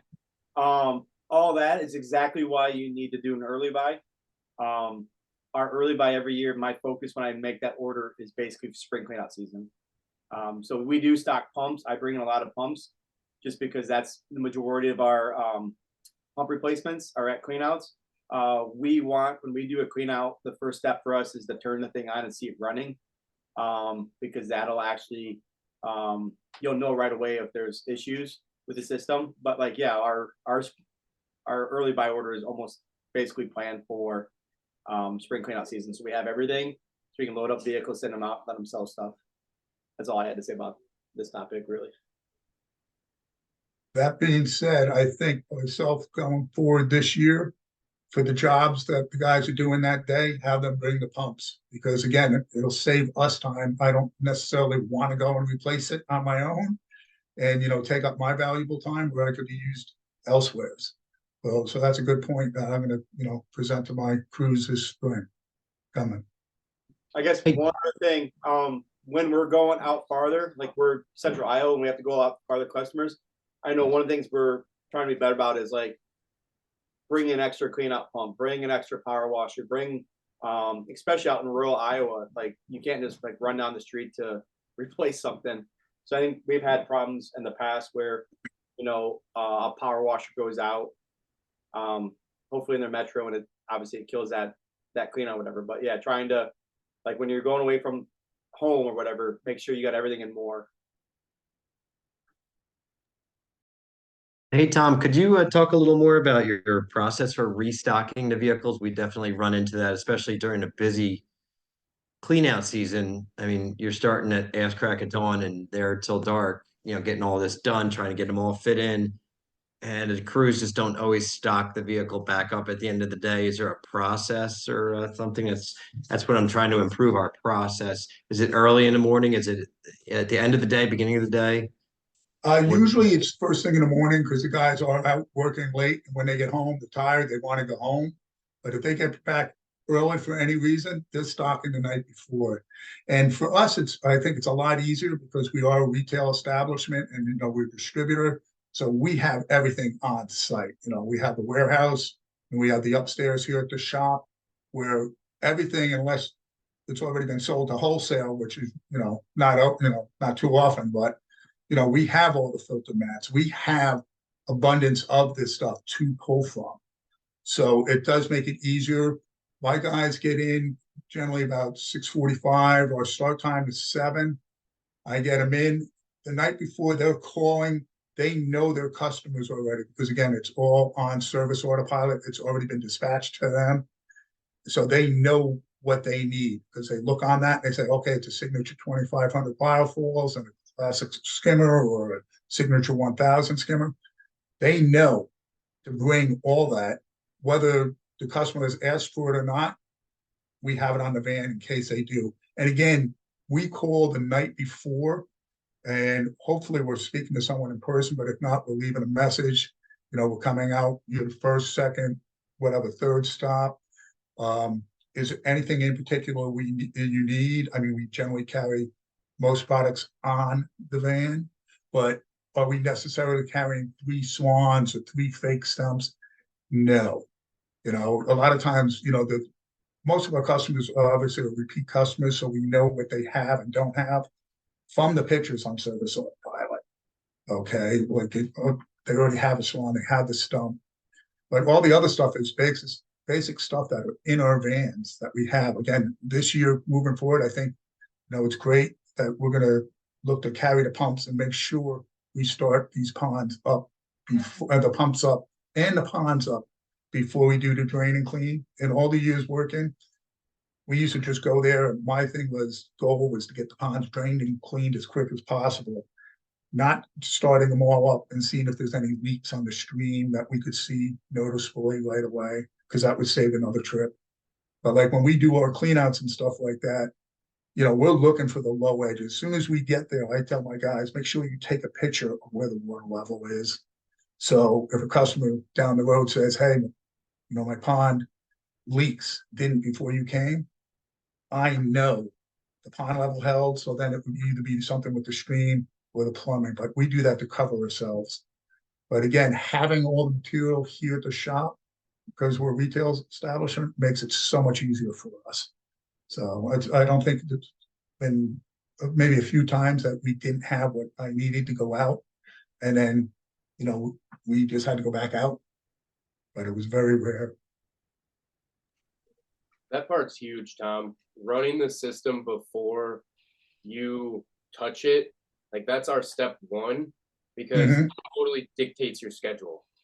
There's nothing worse than having 3 stops and your first one has a blown plumbing line, and then you don't realize the plumbing line's blown until you plug the pump in. So like, yeah, we preach that during our off season is like, that's step 1, because like you just said, that sets the table for everything as far as callbacks, angry customers, all that stuff. Yeah. And that's what I've learned from the CAC page, from hearing other contractors and stuff like that. But again, I've never done it personally here, but moving forward, starting this coming spring 2024, it's definitely something we're going to introduce. So you guys are running the pond as soon as you arrive? Like, so in other words, like you put the pump right into the, I guess, dirty water and just let it run for a little bit first and then pull the pump Yeah, back? So are we still, we have that inspection. So in a perfect world, the guys, basically one guy turns it on while the other guy's getting other stuff back there to start.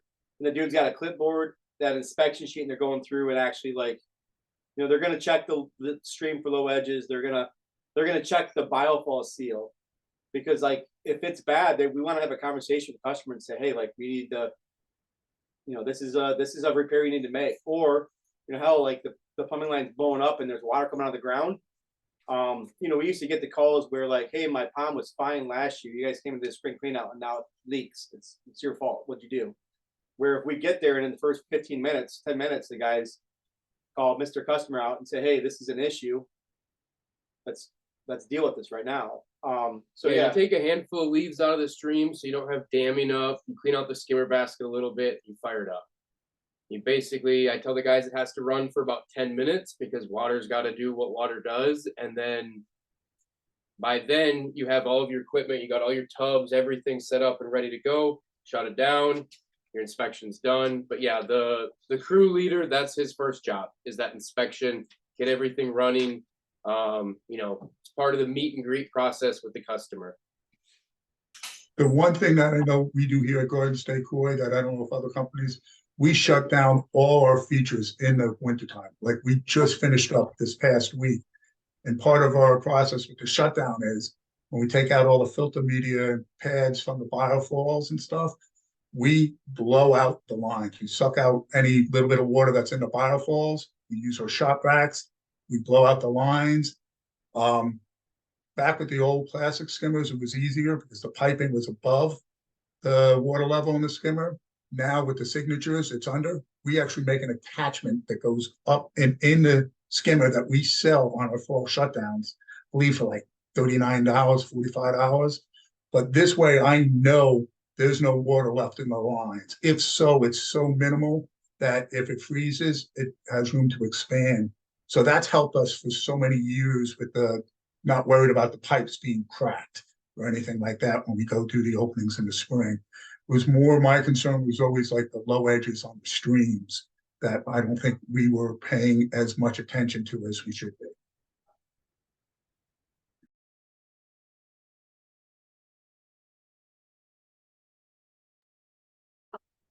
To chime in on the leaks thing, one of the other things we have in our contract is that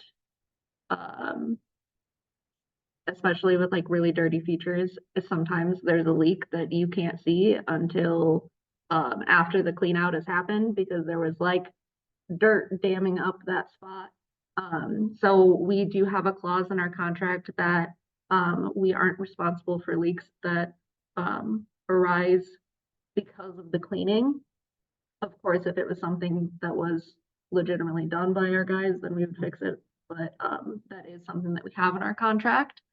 And then I wanted to mention, as far as like the inventory process, one of the benefits of Square is that it's also our inventory system. So each vehicle has an onboard inventory. Our our overstock at the office has its own inventory. So as people are selling something at the job, they take it out of their truck's inventory on that appointment and get payment right then. And then we have like inventory transfer sheets, which are usually filled out by the guys at the end of the day. So if they're like, hey, I used 2 bottles of detox and I'm going to need these again for tomorrow, they'll put it down on there. Or if they use lights, they'll kind of replace as needed. And then Josh comes in around like 15 minutes early before our guys' morning meeting as the team. And he'll be the one who pulls that stock for everyone so they can just grab it and go. And then Square also has a system for the inventory low stock alerts. So if something didn't get replenished, like they forgot about it, it will tell us, hey, they need more of this. So we set a number of, each truck should have 5 bottles of detox during clean out season, or 2 of these pumps. And so if they're running low, Square will tell us and we'll be like, okay, you need more. Haley, how does Square know where, so when you I guess a team member sells something, they put in where they took it from? So every appointment is set on a location. So for example, Chris Hansen drives truck 201. So all of his appointments are on truck 201 as a location. So it has its own inventory. Let's say he upsells someone for some 3-watt lights. So when he does the checkout, does his appointment notes, logs his drive time and hours, and then puts on the 3-watt lights, and then charges the customer. And as soon as the customer is charged, those 3-watt lights are removed from his truck's inventory as being sold. Does Square also keep your pricing? So like if do the teammates just scan it or anything with Square or somehow put it in there and it's already So it's not like a scanner, but they just have to type in like the item name or item number and it will come up with the price pre-filled out. And then we have pre-made discounts for like the platinum customers with the 10% off. So they just have to click, this person gets this discount. And then it's all done for them. They don't have to do like the math on a piece of paper like we used to do. And they don't need like those pricing books of every single item that they could possibly have on their truck, because it will tell them what the price is.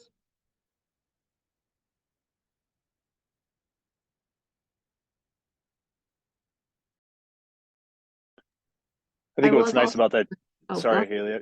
No, I was just going to say, I think what's great about that too is it allows you to do job costing in much more real time than at the end of spring cleanout season. You have all of these items that are already associated with the job. It adjusts your inventory on your vehicle. All of those things also really help. So you're not going back a month and a half, 2 months later at the end of cleanout season, trying to remember or find the sheet of paper that you wrote the 3 lights on or how many treatments. And, so it really allows for the analytics to be more spot on too. Would you agree, Haley? It definitely makes things way easier in the office.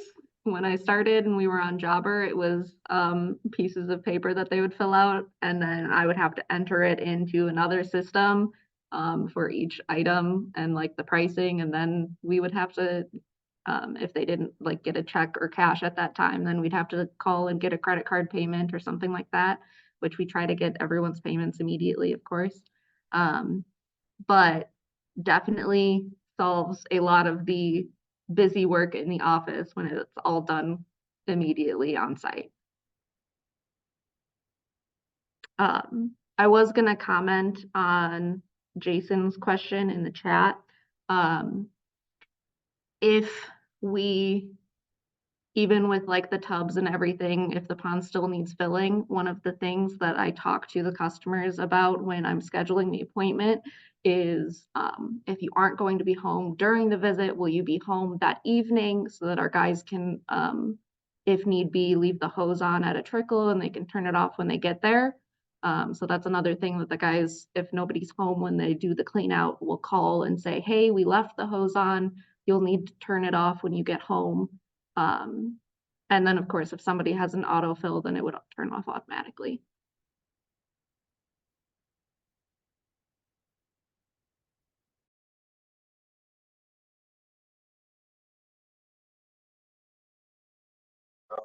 When there's a lot of water that you can't save, what we do is we set up a couple of tubs and just have the hose running while we're cleaning. That way we have that fresh water to put in and we're not sitting there waiting.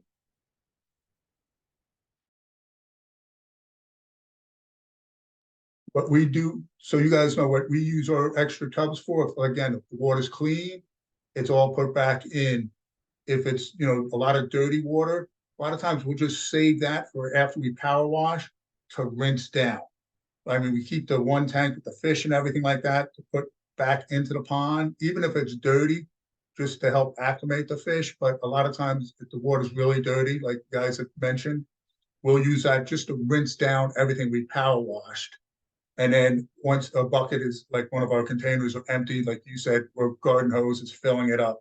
If a customer has 2 spigots, we'll run, 2 sets of hoses going, theirs and ours connected. So, I mean, it definitely helps out. I know a lot of companies, they might have more space in their vans where they have numerous tanks. And I heard, you guys mentioned about like 2 pressure washers. That's the one thing I know I don't have room for in our vehicles, 2 pressure washers. But like with cleanout pumps, we have 2, trash pumps that we use that have about 5,000 gallons an hour. And then we have a backup that's underneath our shelf in case one of those burn out. But again, with the water, saving as much as we possibly can, whether it be to put back into the pond or to rinse down, is what we do. And again, same thing, we're on the phone with the customer saying, can we leave the hose on a trickle? Will you be home? Because we do not stay to fill it. The issue with the pressure washers is definitely you got to have 2 pressure washers. The way we've gotten around that is we keep the gas one, and then we just keep it. Every truck has an electric one, and that's so much smaller and easier to use. And I wouldn't suggest using it to do a clean out, but if you're in a jam, it's better than not having anything at all. So it can still get you through that one clean out. It takes longer, but it can definitely do the job. They're cheap, and they take up very little space. I have a question about that. The pressure washers with little ones, they run at about 1,750 watts. Are you guys having problems like tripping breakers trying to use them? No. Yes, it's happened. Especially if you're running any kind of a bigger pump at the same time. You just got to be smart about that. We literally have had it trip the inside the house breaker when nobody was home. Boy, talk about a shit show. Because we had no power, nobody was home. I've considered, I haven't done it yet, but I've considered it's just very expensive getting an inverter. But it's just not really used that much, so it's quite an expense, $1,000 to get a small generator. And again, it's another thing to keep on the vehicle. I can't say we have a lot of problems with it. We use the electric for our maintenance because you're only really doing spot cleaning, when you, especially for pondless stuff, and you don't want that high pressure for the urns and the spheres and stuff like that. So that's where the electrics work well for us. So we do as much with the electric as we do with the gas. So with the electric tripping and stuff, we've used like a 3-way plug, an industrial plug that will, to GFI, it'll trip on that instead of the customer's outlet. Because like you said, the electric trips, we're done.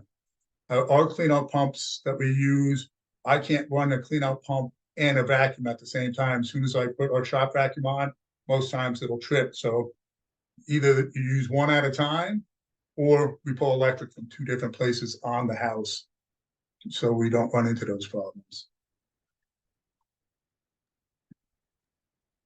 You guys inline GFI?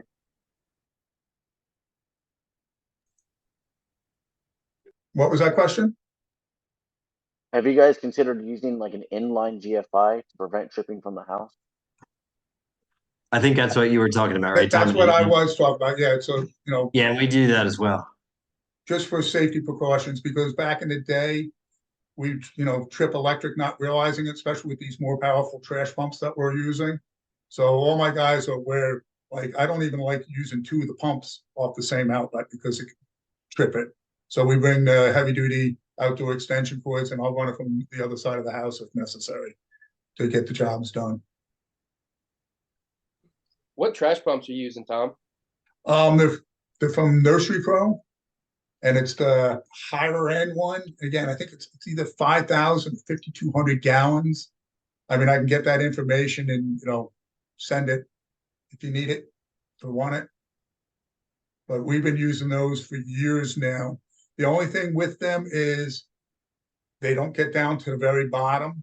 Like if it's a straight liner pond, like that new aquascape pump, will love it. I mean, it gets it right down basically, where we need to be. If it's a gravel pond, we just move the gravel away, sink it down and in, and they work fabulous. But we just got it because our ponds are getting bigger and bigger, especially you going into these recreational ponds. I mean, back in the day, the old ponds used to be like a standard, like 2 foot depth pond. Anything 16 by 21 and up generally is minimum 3 feet.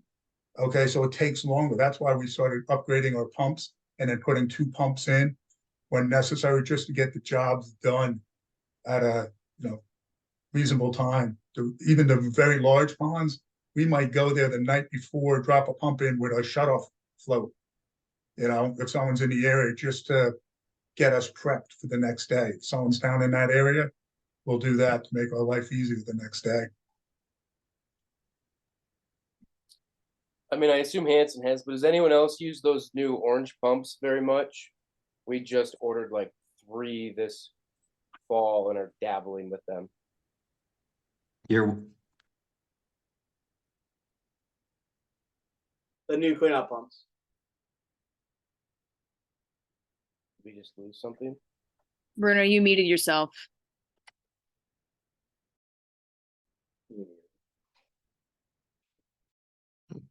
now I'm unmuted. No, I didn't understand what you said, and then I got you dabbling. But I haven't picked any of The those new up yet. orange cleanout pumps. Has anyone like other than Tom and Hanson used them? Is the only advantage to them that they go shallower? Yeah. Our construction manager says that the orange ones don't seem to get clogged up as often, and that we've had much less issues with them. And they have a longer cord.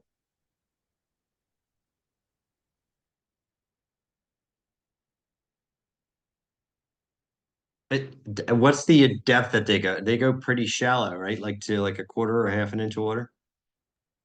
Quarter of an inch, right? Yeah. Correct.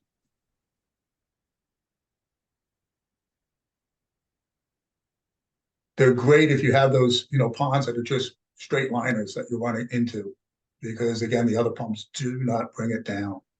So those new orange pumps were fabulous for us. And what's the pipe size off of them? Can you still use that like 2-inch pipe off of those? We're using the orange hose that comes with, Right, it's like an inch and a half or 2 inch. Okay. Yep. Inch and a half.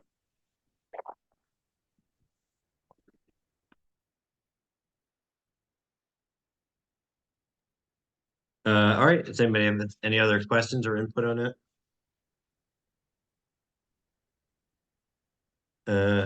Okay.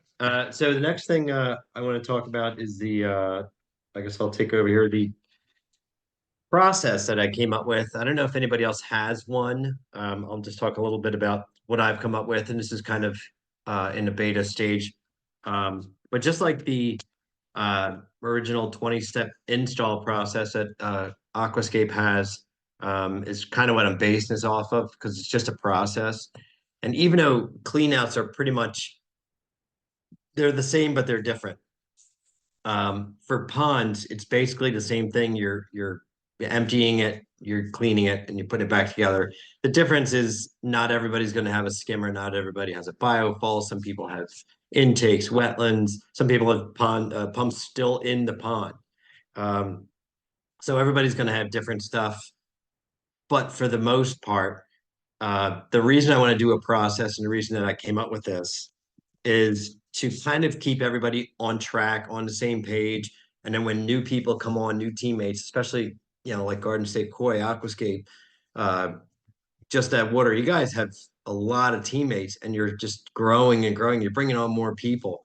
It's easy to go over if everybody's doing the same thing, and this is my process right here, I'll post it. Again, this is just what I've come up with so far, and I keep changing it just through this Zoom call here. I've added some notes that I'm going to change to, but it's the same process over and over pretty much. we start out with anything from knocking on a door, and then it ends up with filling out your paperwork at the end. But it's everything in between. I guess everybody has their own process of doing things. Does anybody have any kind of a process in place that you want everybody to follow?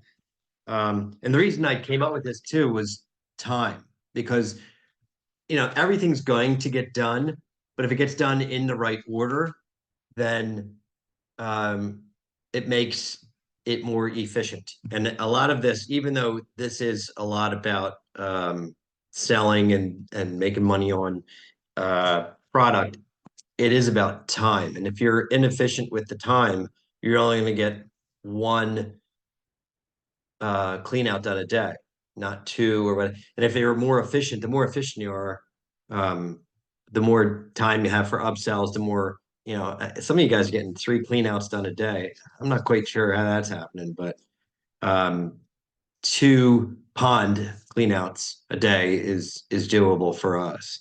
But staying on that schedule to get our 2 done is, again, getting back to this process that I've come up with. So I just really just want to put it out there. Has anyone else come up with a process that they're happy with, that they've been using? Or does anybody have any questions about my process or anything else? Does anybody? We have a. Sorry, Bruno, I didn't mean to cut you off, but yeah, we have a process. It's written down, on a piece of paper, and we review that every spring before we even get out into people's backyards, with long-term teammates, but any new teammates as well. We practice a little bit in our aqua gardens ahead of time too, and let the guys, the new hires, get in there and actually do it. And we talk about it and do a little post-mortem on those water features that we clean at Aqualand, to let them learn how they could be more efficient, why we do things a certain way. I'm sure Will talk about this when they get into the upselling section, but our cleanouts essentially start the night before, calling the customer, that kind of stuff. So there's the physical process, but then there's also the customer experience, which is really maybe even more important side of the spring cleanout, or the startup of a pond. But I don't want to steal Will's thunder, but it's going into the process itself. When we get there, we're different than sounds like what a couple of you guys do, like Just Add Water, and Tom. We don't start our ponds up. Our main objective is to get in the backyard and get those ponds drained as soon as possible. So the tanks come out, we get those clean out pumps in right from the beginning. While the pond's getting drained, we immediately get into the backyard after knocking on the door, greeting the customer, letting them know that we're even there. Shameless plug too, we also have videos on all the different types of cleanouts and that kind of stuff through the university. I'm not sure what's been released yet, but we've shot a number of videos, situation specific videos, but also videos kind of detailing our process. And Haley, I don't know, jump in if I'm missing anything. But we want to get the ponds drained as soon as possible so that we can get them, get in the ponds and start pulling out all the debris and pressure washing and then rinsing. We found that rinsing is really the thing that takes probably the longest time for us. So if the water's not going to be salvageable to rinse with, then we'll fill up tubs. We always have multiple tanks on a project, multiple cleanout pumps. We carry 2 pressure washers. If you guys ever want to see what our vehicles look like, stocked and ready to roll, we've got videos through the university on that, as well as I think some of our, like on our Team Aquascape YouTube, but just to go into a little bit of depth.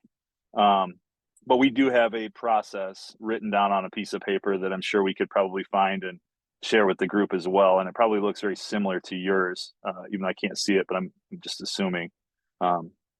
So we do have a 20-step process. I don't know how many steps, but we have a process written down.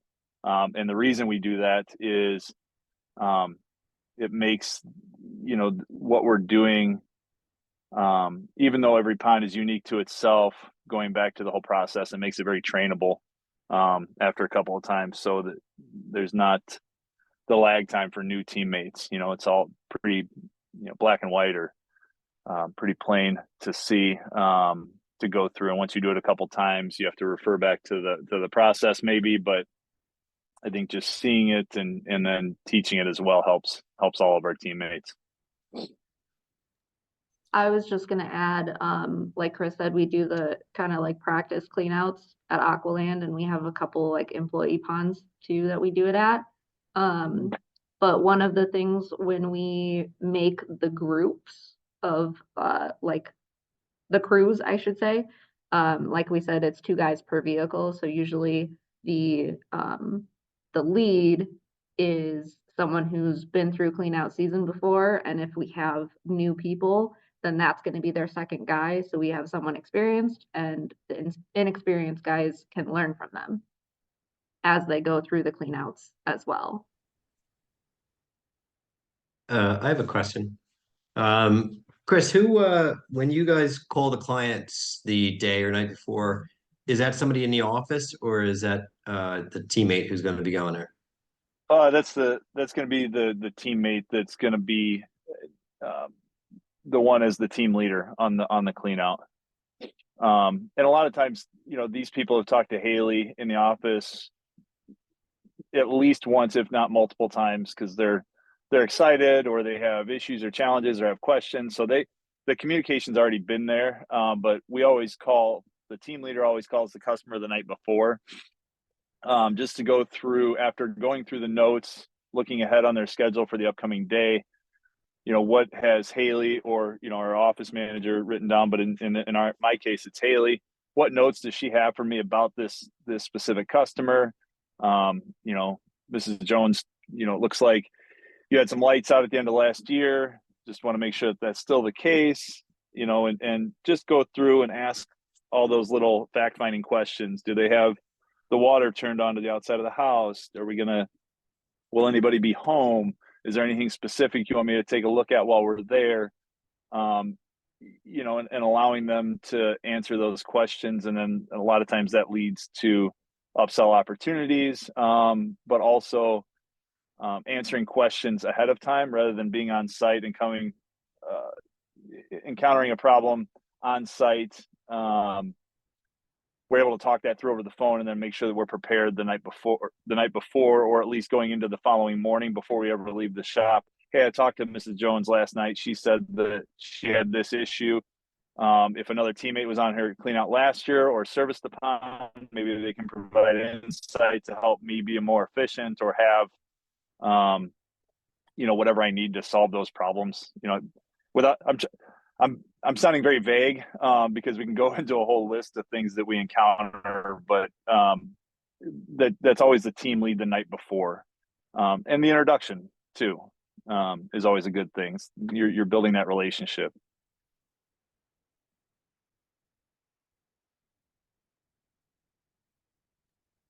Great, thank you. Does anybody else have questions about a process? Or does anybody else have a different process or different way that they communicate their process to their team?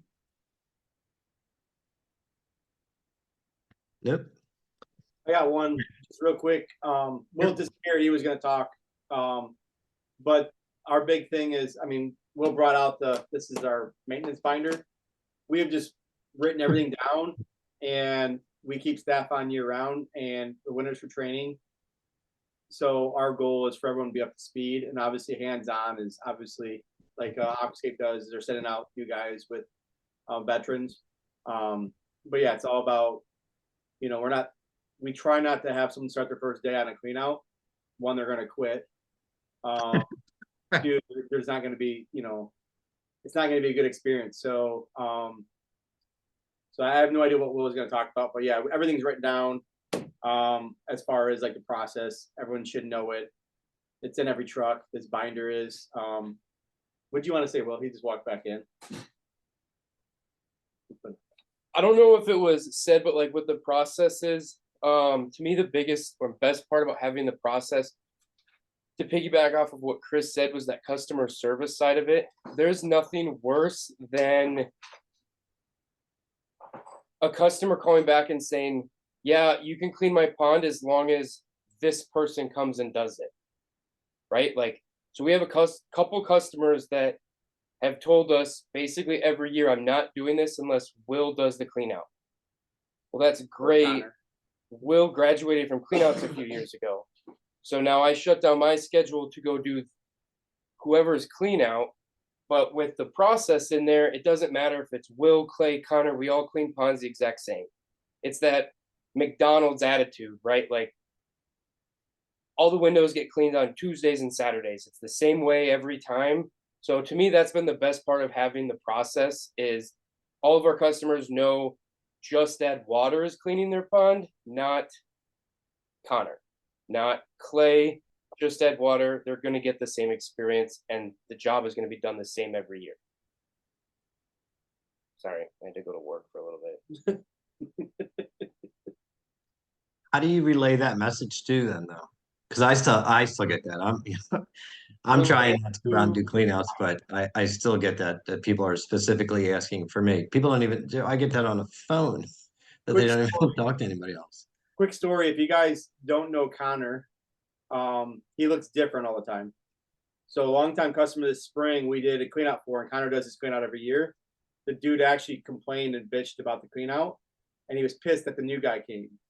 And I had to have a conversation with the customer and said, that was Connor. He just looks different, because I don't know if he hadn't shaved or he had shaved or something different.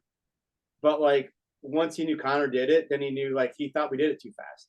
Once he realized it was actually Connor there, he was fine with it. So you're still going to get the pushback, even though it's Just Add Water doing it. Connor didn't do anything different. He just looked different this year.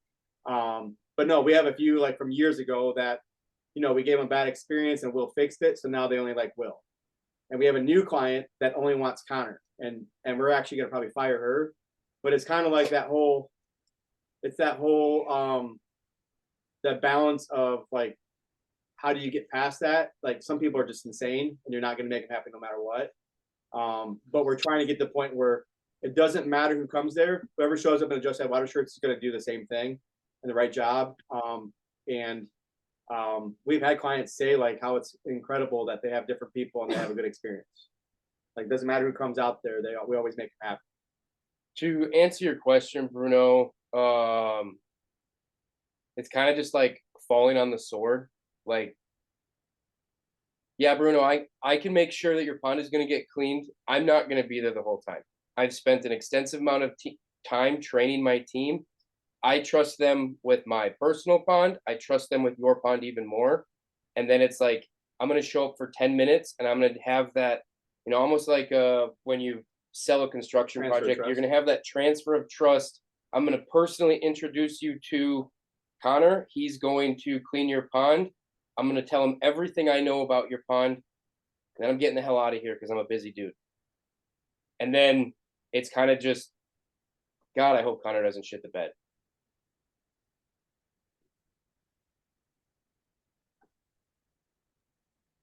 All right. Thank you. All right, which brings us to our next. I know we touched a lot on this already. There's just a few things. Hey, Bruno. Yeah. I'm sorry, Bruno. I know you want to move on. Go ahead. Real quick, I think what Will just said was great. Will and Chris both. I also think that's why the introduction the night before is so important. And having thorough notes to look at when you're calling the customer. Even if you've never met that customer before and that's your initial interaction with them, if you have thorough notes or pictures to look at and you show you have a high give a crap factor when you make that phone call, you're introducing yourself. You're creating that relationship with them so that when you get out there, that first time ever being on a customer's property, it could be your first time. But they have some level of assurance because, right? And then you get benefits to social media, that kind of stuff too, and how the customers are buying now is by doing their research through the digital platforms. And, you know, if you showcase all your teammates through that, you know, they're able to see who these people are that's on the other end of the phone. But if you call them the night before and you're going through and you know, showing them that you genuinely care, a lot of times you'll quell that anxiety that a customer has by not having Will on their project as opposed to Connor when he shows up. Does that make sense? Yeah, absolutely. So, And even if you don't have that guy calling them and it's still you calling, I always tell them, like, you know, Clay or Connor, whoever it is, like, they're gonna be there, they're blah blah blah, just to have that introduction a little bit. yep.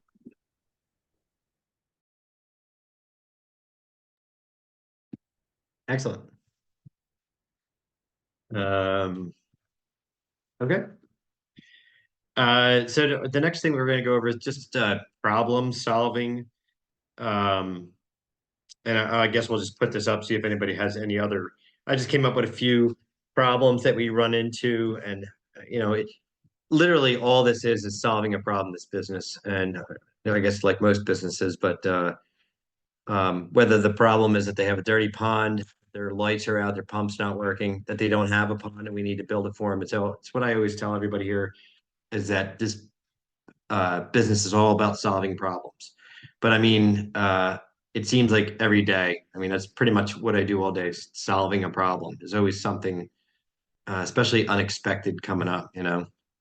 So some of the problems that we run into, probably we already talked about some of these, would be like the pressure washer dying, pumps dying on the fly. Some of the issues that I run into that, and I know some of my team is on here, is when there's a problem, it needs to be handled. Like, so if you can, if here's a classic one, when a pump starts to die, and by die, they usually short out. So they'll give you a little shock, or, you know, it doesn't happen every time, but you can tell the cord's fraying, something's going wrong. It's time to replace it. Don't just put it back in the truck. So I need to convey that message to my team more, and I will work on that. And I think everybody needs to do that too, that when these issues come up, you need to solve that problem. Sorry, that's not my phone. But you know, in other words, preemptively solve the problem before it actually occurs. If the pressure washer starts to hiccup, service it before it shuts down completely. Things like that. But machine issues and actually the tools that we use, those issues are problems. Classic clean out hoses start springing that little leak, you know, before it completely breaks and shuts you down now on your pump out.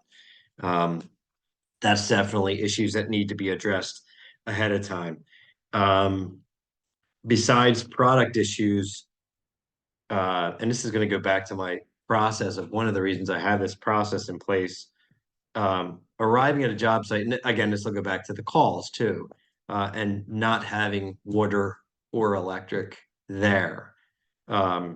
Solution would be, you know, preventing it by making that call ahead of time. We get that a lot because we're in the shore town. We get a lot of people that these are shore homes, so they've had their water blown out. Actually, yesterday we did our last install, and when we went to fill the basin, client had zero water source, nothing. It had no water at all. We had to get it from the neighbor. We had to get, you know, the neighbor was nice enough to let us use their hose and fill up the basin area. But yeah, for a short period of time there, it was a problem. We had no water on site. But these are the issues that you encounter, especially if you're going to start opening up these pondlets and ponds earlier. They just don't have water on yet. You're not getting anywhere on a clean out without water. And some people, we've definitely had this happen where this, yeah, my water's on, and then you get there and there's no water. And, you know, you can charge them all you want, but you're still in the position of what do we do now? So our solution is to always we're just moving on to that next clean out. So that, we've got them in order. And when something goes definitely wrong like that, with no water, no electric, you're just moving on to the next one and getting that back on the schedule. Filling the pond, somebody brought that up earlier. There's no easy answer for that. There's always, every year we run into very few, but a few that you just can't fill that pond when you're done. So whether you leave that trickle, I'm not a big fan of that. I want to see the ponds run before we leave, before we can say we're done with this clean out. I don't like having my customer have to plug their own pump in. They just paid us a lot of money to do this. I think it should be up and running before we leave. And I know that's not ideal when you have a bazillion clean outs and all, but as for now, to me, the job isn't done until it's running. So if somebody has to run back and plug it in and make sure everything's running fine, to me, it's just part of getting these clean outs done. But just getting more tubs and being more equipped to do these clean outs. One downside is you can have as many tubs as you want, but if their water pressure sucks, which we have a few clients where it's just peeing out of the hose, what are you going to do? You can't improve their water pressure. But again, you're just going back to that client. One thing, a problem solving, I think is pretty cool. And I'm going to show everybody a picture. I have it on my phone. We use these devices that work really well for us, and it's a safety issue, and it's also makes it more convenient. And I don't know if everybody can see these here, but all it is a little receiver plug and a remote switch, and we put them on a little keychain, key fob. We put the key fob on a keychain with a carabiner, and you just hook it right onto your belt loop or onto your waders, even on that little part right up here. You just click it on there, and you plug your clean out pumps into them. And now the person, nobody has to plug and unplug an actual receptacle. You're just turning it on and off right there when you're sucking out, when you're doing that rinse down.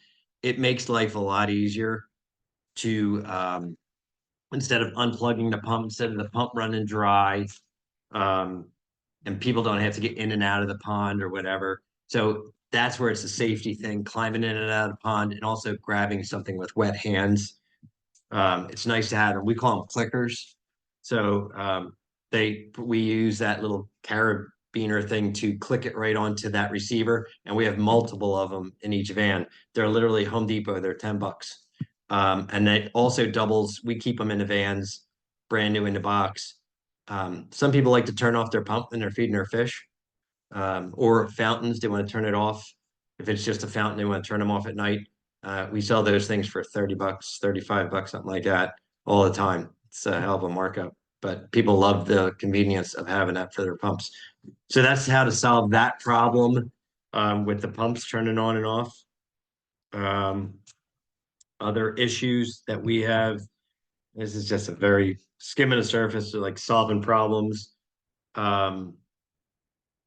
Everybody has a file, and it was per van, but now it's per person. Everybody has their own like accordion file, and in that accordion file, they have brochures. They have right now they have pricing, which now they'll be able to access on our phones moving forward. But they have a sheet that has all the warranty items. I think I got it off of the Aquascapes website. That's where I got all the information, like how long are the lights warranted, the transformers, the pumps, each warranty item. It's a really simple sheet. It just has all the information, so they can tell right away when they're there with the client. Like in the pumps fail, the first thing the person's going to ask them, is that still under warranty? Now they can tell them because they can look at the date code and then how long is, pumps under warranty for 2 years, and it's a date code from 4 years ago. It's probably not on a warranty. You can at least know that. So, but that's what we have in those accordion files. We have information that they need with them. So again, going back to what we talked earlier about stocking vehicles, having that stock will prevent return trips. Return trips can get really costly really fast. I mean, just to have nothing I hate more than saying, yeah, this is all done, except we have to run back to put a new float valve on for their refill. We have to run back to do, and it's like really, we got to we got to drop off a container of food. You're like, oh my God. That client's 30 minutes away. So anything you can do to avoid just what we call a return trip, even if it's not, their maintenance visit might not be for a month away. They're not going to wait that long for food or whatever. Stocking that vehicle, that's a huge problem solver. But so that's where I just wanted to kind of touch on solving problems.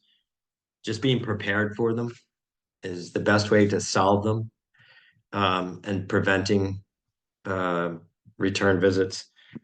But does anybody else have any input on solving problems or any other clever ideas they have for repeat problems to how to solve them?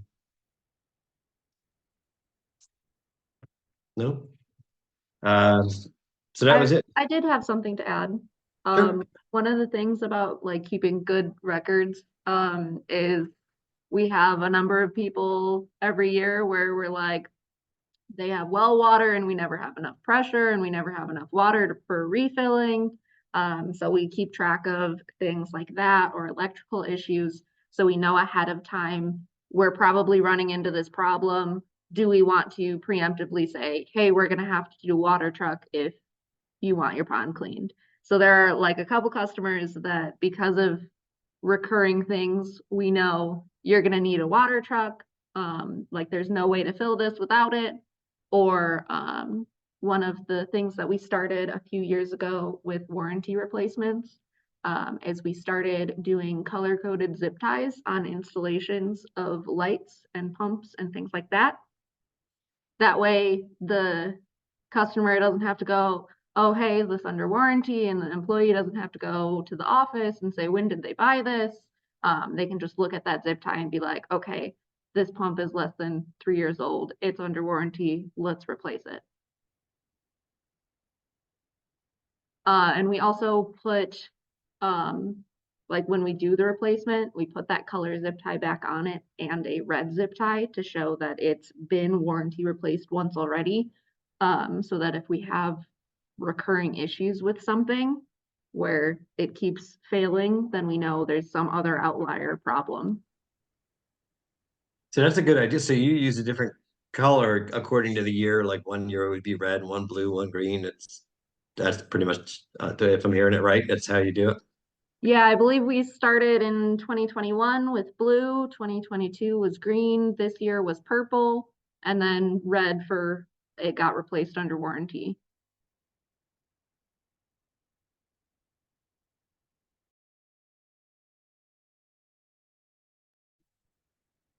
Quick question about the red. So if you if you replaced a pump under warranty, do you not start the warranty again for the client? Or I mean, that new pump's still under warranty, right? So shaking the his head. warranty is based on purchase date. So let's say somebody bought a pump in January of 2021 and it's a 3-year warranty, then that holds true until January of 2024. If we replace the pump today, that doesn't mean that their warranty is through December of 2026. So the warranty tag is more for keeping track of if there's something else going wrong, like if a light keeps shorting out and we've replaced this light 3 times, then maybe there's something in the line that's causing the issue and it's not actually the light. So it's more to keep track of if there's a hidden issue and it wasn't an actual like product failure. Got it.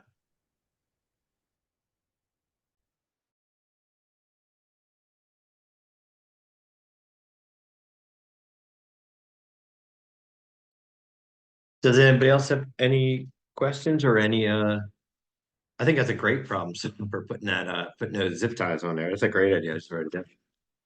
Does anybody else have anything that they do that's maybe different to solve recurring problems? No? Okay, I guess we'll handle it over to Chris. I talk about upselling. I'm gonna piggyback upselling and incentives, like the next two topics together, because we couldn't be successful upselling if we weren't doing the incentive side of it. So with upsells, it's our crew gets 10% of what they sell. So if you sell a light for 450 bucks, your crew just made $45. That gets split 50-50. Because you're not going to be efficient doing that if one guy's going to end up doing the majority of the clean out, one guy's going to end up doing all of the upsell stuff. So it's not I sold it, I get the commission type thing. It's everything is team based. So that's a big one because we've had that problem with employer or two in the past about complaining about they thought they did all the work doing the sale, but then never clicked that other guy got the clean out done while you were installing whatever. Just like Bruno was talking about with the spring cleanout process, in my spring cleanout process, I have a process of the spring cleanout broken down on like, this is the appropriate time in this step of the process to talk about this or this or this as far as upsells go. This whole spring cleanout process and upselling and all of that, we will spend a week and a half to probably 3 weeks of our off season discussing this stuff. So when our construction season is over, the guys, we have a sandbox, I have a whole curriculum based training, and 90% of it is based on our processes, our services, and our products. So I'll assign Bruno to, you get to teach everybody about the autodoser. That includes how we upsell it, why we upsell it, how it works, all of that stuff. I'm sure everyone's heard like the best way to learn is to teach. So it's not just me and the main foreman talking at people. It's very hands-on, getting the other guys to talk about it. Because we have an area to build and we have product, on site, quote, like in our building, the guys are physically installing these lights. They're physically installing the autodoser. They'll leave it up overnight. Somebody will come in and I'll tinker with it. So you're going to have your problem solving. You're going to know the ins and outs of everything. Because if you don't understand what it is you're selling, you can't sell it. I'm not a used car salesman. I am here to identify problems. It's the same way we sell construction or remodels. Upsells is a pain and pleasure thing, right? I have pain, I have string algae. Obviously, I'm going to hit them with that Ion Gen autodoser, hopefully a combination of them. Pleasure is a pretty easy one to sell. That's your lights, that's your new waterfall, that's your whatever. But yeah, we hammer this home. I sit down and when I update our upsell pricing sheet in the winter, I kind of go over everything and I talk to the guys about, hey, I want to bump up a price on this. And then, not that I need to justify it, but it's, lights went up again. So I have to add on X number of percentage or dollars to it. Are you guys comfortable selling this? Because that's a big head trash that we've picked up on as far as younger teammates that haven't been, we were talking about it. This guy just started doing cleanouts a year or two ago. Now he's running a crew. That's great. He's going to run the crew, but as the lead, I expect him to sell. And $20 goes, I spend $20 much differently than the 22-year-old I'm talking to, let alone the homeowner that they're talking to. So trying to work through all the head trash. You know, I remember the first time I had to ask someone for over $1,000 and it was borderline terrifying. So doing all of this back end work this time of year, you know, if you lay people off, bring them in a couple days early, a week early to have these conversations, to get that foundational understanding of how things work, what the prices are, all of that is all part of setting them up for success. The guys have a binder in every vehicle. In every vehicle, one of the first pages right behind all of our processes is upsells. I have everything they could sell to a customer. It's all installed price, so they don't have to understand labor rates or anything like that. It is just X dollar. If you're uncomfortable talking to a customer, pull out your binder and show them, this is what you want, this is how much. When they bitch about the pricing, tell them to call me. Like, you don't have to justify it. It's very much, it is what it is. And that's kind of a easy, I don't know, excuse that a lot of guys have been able to use, is like, I don't make the pricing. So as it gets into that trickier thing, now our guys like understand, for the most part, I don't want you to sell anything less than what's on the menu or list price that I've got created. But like, if we're talking about selling 7 lights and they only want to pay for 5, yeah, you can take 5-10% off that price, or include the transformer that cost me $60 that I list for $200 or whatever. Give the customer the win, and then, you know, it's kind of teaching, like, don't sell past yes, don't get greedy. Yeah, to me, cleanouts are cleanouts. Like, we all know how to clean a pond. I'm not in your yard to clean your pond. I can do that in my sleep. Upsells is like the only way to make the grueling cleanout season entertaining. Is, let's make some extra money. Let's do this. Let's do this. And that's, to me, that's how I make cleanout season fun. What Will also hasn't mentioned is the used car salesman thing. We're not selling shit just to sell shit. We're trying to identify stuff to make our customers' ponds better or make them happier. Yeah, it's like the pain and pleasure stuff. But like, I mean, we're not gonna try to go sell bio balls on a pondless waterfall.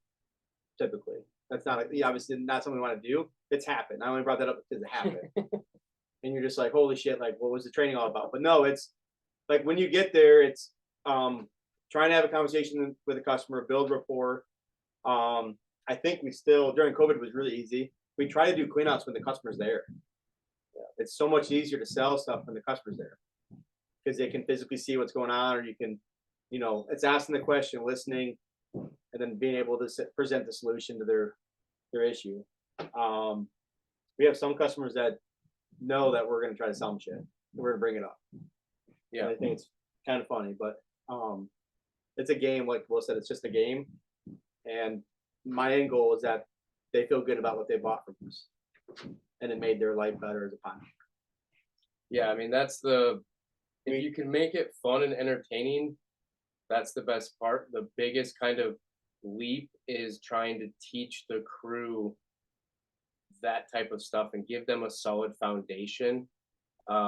Even when it's, you know, I can take a new guy and I'll like pick on him at the end of a clean. I'll be like, all right, go talk to Bruno about what we talked about. And then I just stay like within earshot, and I force them to like have those client interactions, talk about money, you know, talk about that elephant in the room. And then it's just like, I'm not going to let you say anything stupid. I'll step in when I need to, but giving them that foundation of knowledge and understanding of the product makes it a heck of a lot easier for them to be able to sell it. And then it's just like, kind of like I said, in our training and stuff, we just pick on problems. Like you were talking about problem solving, you know, whether it be a pond problem, a lighting problem, whatever it is, it's very easy to have that problem and then come up with a solution. And then, like, to me, upselling is like piggyback off of everything we've talked about today, starting at scheduling, I ask about anything the customer might be thinking about. I have all of that. So the crew is set up for success. I know what type of conversation the customer is going to have. I know they have it on their truck.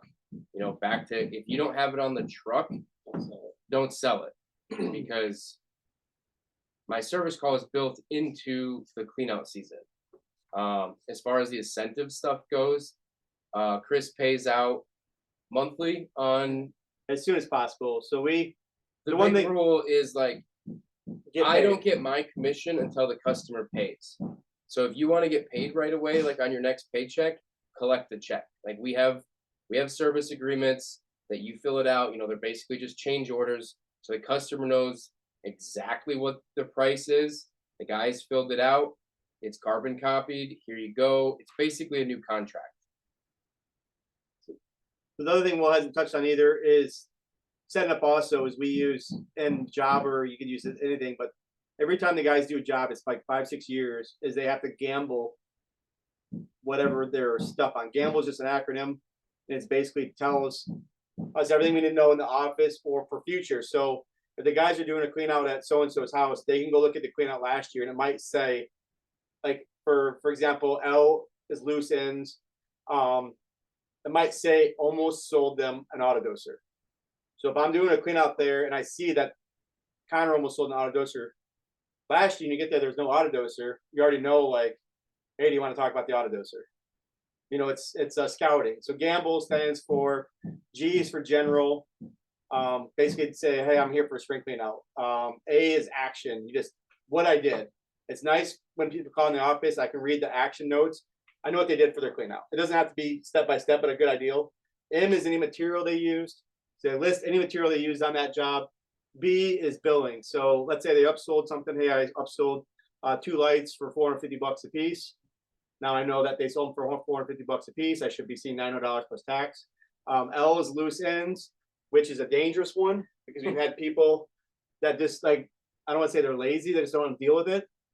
So they know loose ends goes in there. The office says, all right, we have to deal with this. Then it gets kicked to will.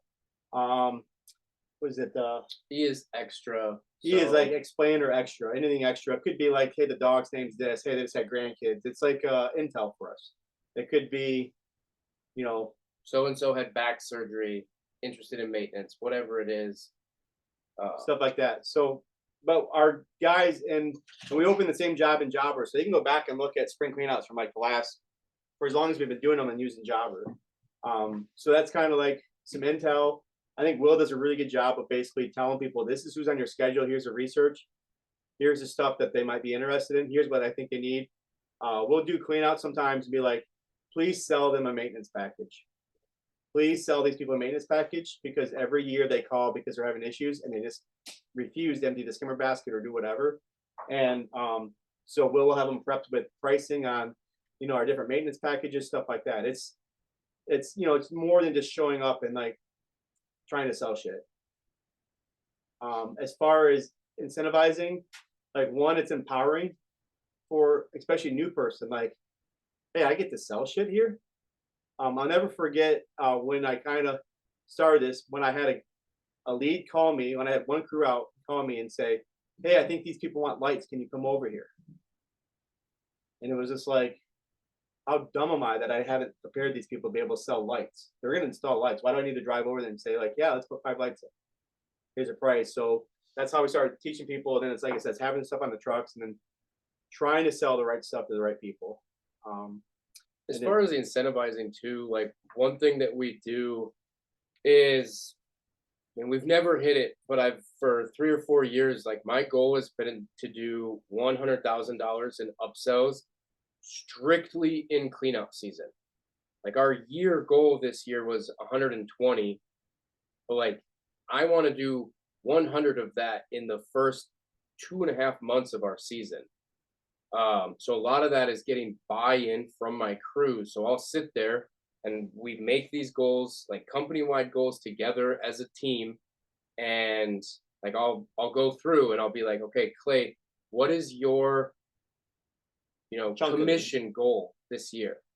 And he comes up with his number. And then, you know, we go down the line for these 6, 7 guys. And then I look at it and be like, Okay, so I'm on the crew 50% of the time, and I have to upsell $50,000 more than you guys for us to hit our goal.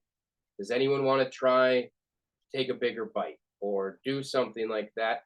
And then like honestly, we have a group Snapchat that just says just add water 2023, and it's pretty like empowering to make that competitive.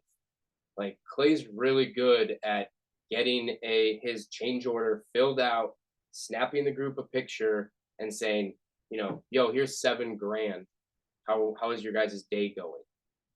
And then you can just like on a great day, like it's super fun to watch the different crews fire back and forth that, you know, hey, I beat you by $6 today. You know, that kind of stuff.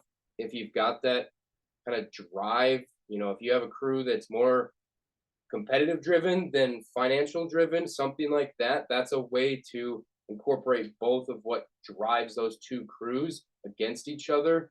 And it really just lifts the company up. A couple of years ago, we had, when they make the goals, we actually had a poster made, and we actually need to do this again. We had a big poster made, kind of like Tom's goal sheets, and we had fish. There was different fish. So you put your goal underneath the fish, and then every time you hit like 10% of your goal, you got to color part of your koi. So we were trying to do it like at the weekly meeting, like who got to color their koi. It didn't work really well because we were at the we didn't have a shop, but I think we need to bring that back because that's another thing too, is like recognizing them like once a week, like, hey Clay, you know you get to color 2 spots of your koi, and when you're 100% hit your upsell goal for the year, your fish is colored and it's up on the wall on the where the guys are at, so they can, you know, it's the competition stuff. People are driven by the competition. I like the part where people are empowered, that they actually get, you know, they're valued enough that they can actually talk to customers and sell stuff. And then also, you know, some people are really motivated by money. They want to see that money. And then I pay out as quick as I can on that. We just put it on their paycheck. So like obviously 90% of our upsells happen in the spring cleanout season. The guys, I mean, even the way Chris and I both sell, like I don't put a lot of lights in a new build. I'd rather take that dollar figure and give them more stream or more pond square footage or whatever it is. So then I can go back during construction season and say, hey, I laid the table for lights, and you know, I'm very open with the customer that there's no lights in here. The guys will figure that out. Whatever it is. Part of that is I want the guys to make money. I make more money on upselling lights on a construction job than if I put them into my bid spreadsheet. If my markup is just bigger when it's there. And the customer will buy more. When the guys will sell more than like if I have a pond and I put 5 lights in there, the guys will end up installing 9. They'll sell 4 more. Yeah. So I have a conversation when I'm selling projects that, you know, this isn't in here. You know, this is about what you're probably going to spend on it. You and the crew can figure out where. And actually, I think the customers love it that like the sales guy is not trying to sell me lights. The guys are going to build it that are actually creating yard they're going to help me place the lights. And then they're, you know, I think they're excited about it sometimes. I have other customers that say like, okay, I got to lock in a price right now. And they say, I got $3,000 for lights. What do I get? I'll put in there. But then it's like, you know, Will and Will's games is like, intentionally don't, you know, if there's not enough lights, if you want 10 lights for the job and they only give you 5, I can't light this thing up, but he's going to intentionally not light up something important because they're going to ask for more lights the next time we're there. Yeah, I really want that lit up.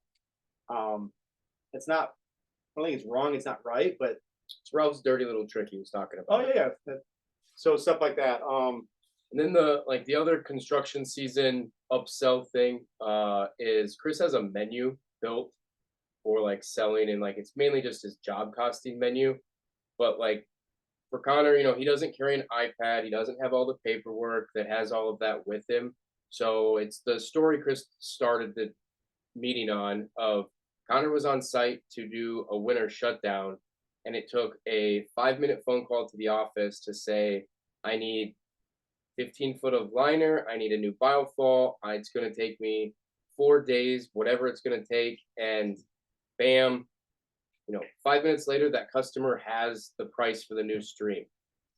So if you're not super confident, you know, letting your lead run with selling construction, because construction is a lot harder to sell than upsell items, then setting yourself up for something like that, you can double check everything as they're talking.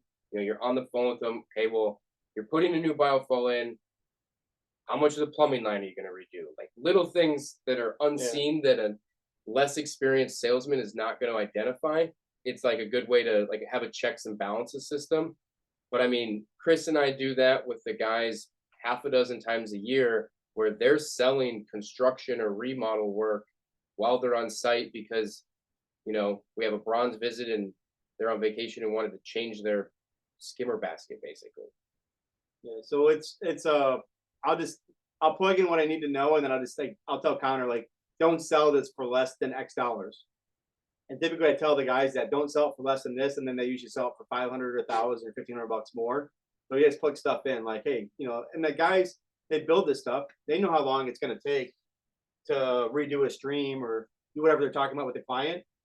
And then it's, so we probably sold 6-7 jobs this year like that, like small remodels, a couple in the spring on cleanouts. And then, towards the end of the year, I think the last 3 or 4 jobs we did were all sold like this. We're just out there for something else.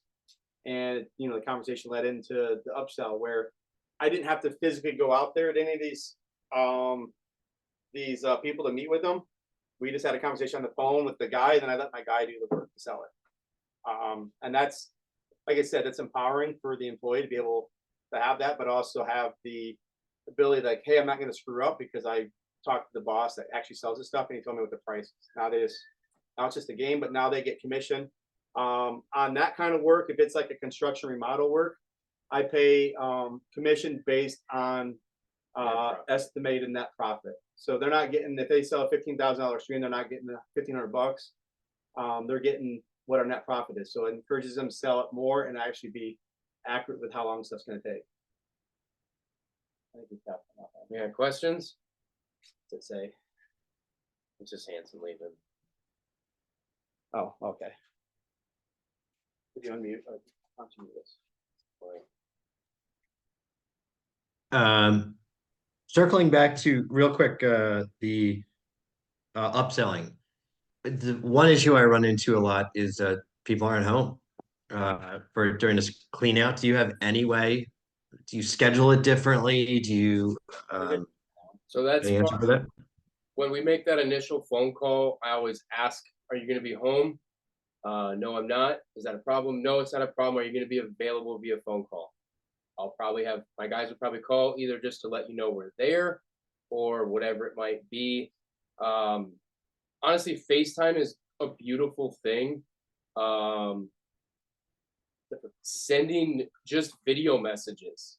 So it's, Bruno, you're not at your clean out, you're wherever, that's perfectly fine. Like, hey, Bruno, I ran into this problem, and insert critter hole in the liner. And I can literally have that entire conversation with you in this 15-second video, and then I can go about my spring clean out and wait for you to tell me, yes, go ahead and patch that for whatever it's going to take. Like over communicating, but like not to a point of, I don't want my guy calling you every 15 minutes to try and sell you stuff. So it's a very simple, hey, we did that inspection in the beginning. Part of that inspection is your filter media is trash. Yeah. So like all of that kind of stuff, you can just kind of list it. And I always just put like an order of importance, right? So like, hey, here's a couple things that we noticed. I'm here still. I can take care of this. If you want me to, how would you like to go? I mean, you can't win them all. You're always going to run into stuff where they're not going to be there. But if it was over communicated, anything like that, the customer's not going to complain because it was, yeah, I wasn't there. You guys communicated. Sorry, it took me to get so long to get back to you. So yeah, that's the one thing I don't think we really touched on is, yeah, we're there to clean the pond, but we're really there to service the customer. So to me, the important thing isn't just to clean the pond and get the hell out of there and do other stuff later. It's to turn that thing on, do a full inspection. Think about, a drive-through quick oil change place. We used to have a car vendor that would send him a report that had like other things, and I actually like thought like, oh, this would be really cool to do. Like green is you're good, you know, whatever, you know, this is needs to be addressed. So the guys will do that inspection, and then it's just a sales tool. Like, hey, I noticed like they're going through it. Hey, your filtration's great. Your mechanical skimmer is awesome. I don't see any lights. You know, you mentioned algae issues. You don't have an ion gen. Like there's a spot ion gen. Yes, no. Like you don't have an ion gen on this thing. You know, you're still measuring stuff and dumping it in there. We have this cool autodoser, right? So you can go through it and use that as like a sales tool on the inspection. I don't know if the guys are actually doing that, but that's the whole thing. It's like, okay, what do you want us to address? And it's like I said, it's looking at the clean out as more than a clean out. We're there, you know, some people it's the only time we see them that year. How can we make your life better? How can we make owning a pond easier for you? And if you're not talking about this new cool stuff, that you know, the autodosers. Some of our best salesmen have been you know, just play dumb. You can just point blank somebody like, is there a reason why you don't have lights? And then it's like, oh, there's not a right or wrong answer. Just a lot of people have lights. Just noticed you didn't. Or we had one crew, like the year the power head came out, I think we sold 15. Because like Rich would literally just walk up to you and be like, want to hear about our new products?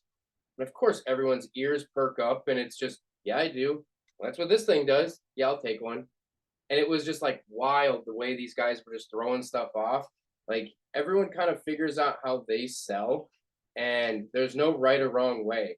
As long as the check cashes, I don't care. It's important for their feature. Right. But like the power head thing, like, hey, fish love playing in current. You can put it right where you feed your fish. There's your boom. Oh, you got, you know, issues with circulation. Let's throw a power head over here. Like you got to put it in there for a reason. That's our big thing. We try to teach the guys the reasons they want the stuff, and then let them run from there. Like we had, you know, and a lot of the like our guys are different. Like Connor tries to hit home runs. He wants to sell a $5,000 lighting job to every customer. And a lot of times we have to talk to crews like, you know, you can hit home runs, but you also want to hit singles. That's filter mats. That's, you know, autodose treatment. Like you get there, and we have in our binder that they need to have 8 bags of autodose treatment. And you can say like, show me what you got. And they got 3 bags. There's 5 autodoser bags right there. I got them in the truck. Yeah, you can get them on Amazon, but you have to physically go in there and get them. I got them on the truck. We'll just get them here. Yeah, you're going to pay more, whatever. But that's the kind of stuff. Those are the singles and doubles. And that shit adds up quick, you know, you do plants. Yep. Plants. All that kind of stuff. So it's everyone's a little bit different, but it's like arming your guys and having the system in place that they have it, then they have to build rapport with the customer to do it. We talk a lot, I know.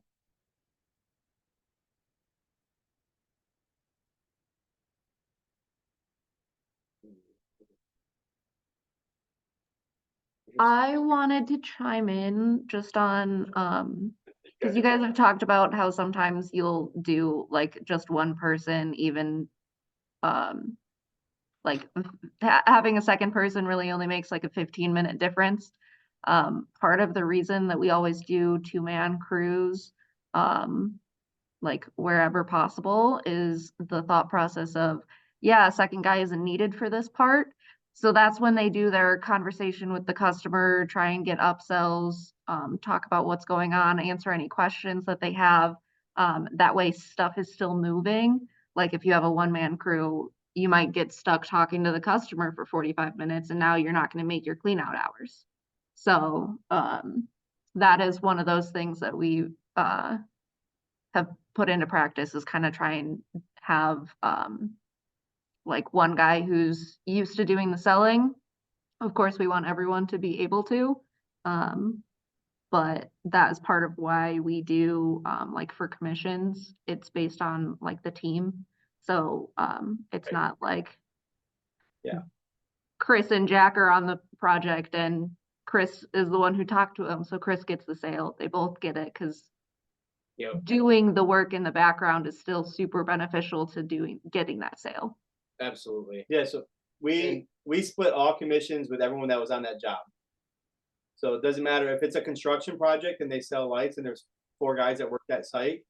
all 4 of them it's 25% a piece. It doesn't matter who sold it. With that one-man crew, 90% of the time, that is one of our most experienced people. And they're doing So, a lot like, of those they're really small features. and that's where that gamble comes in, as far as like in that E at the end.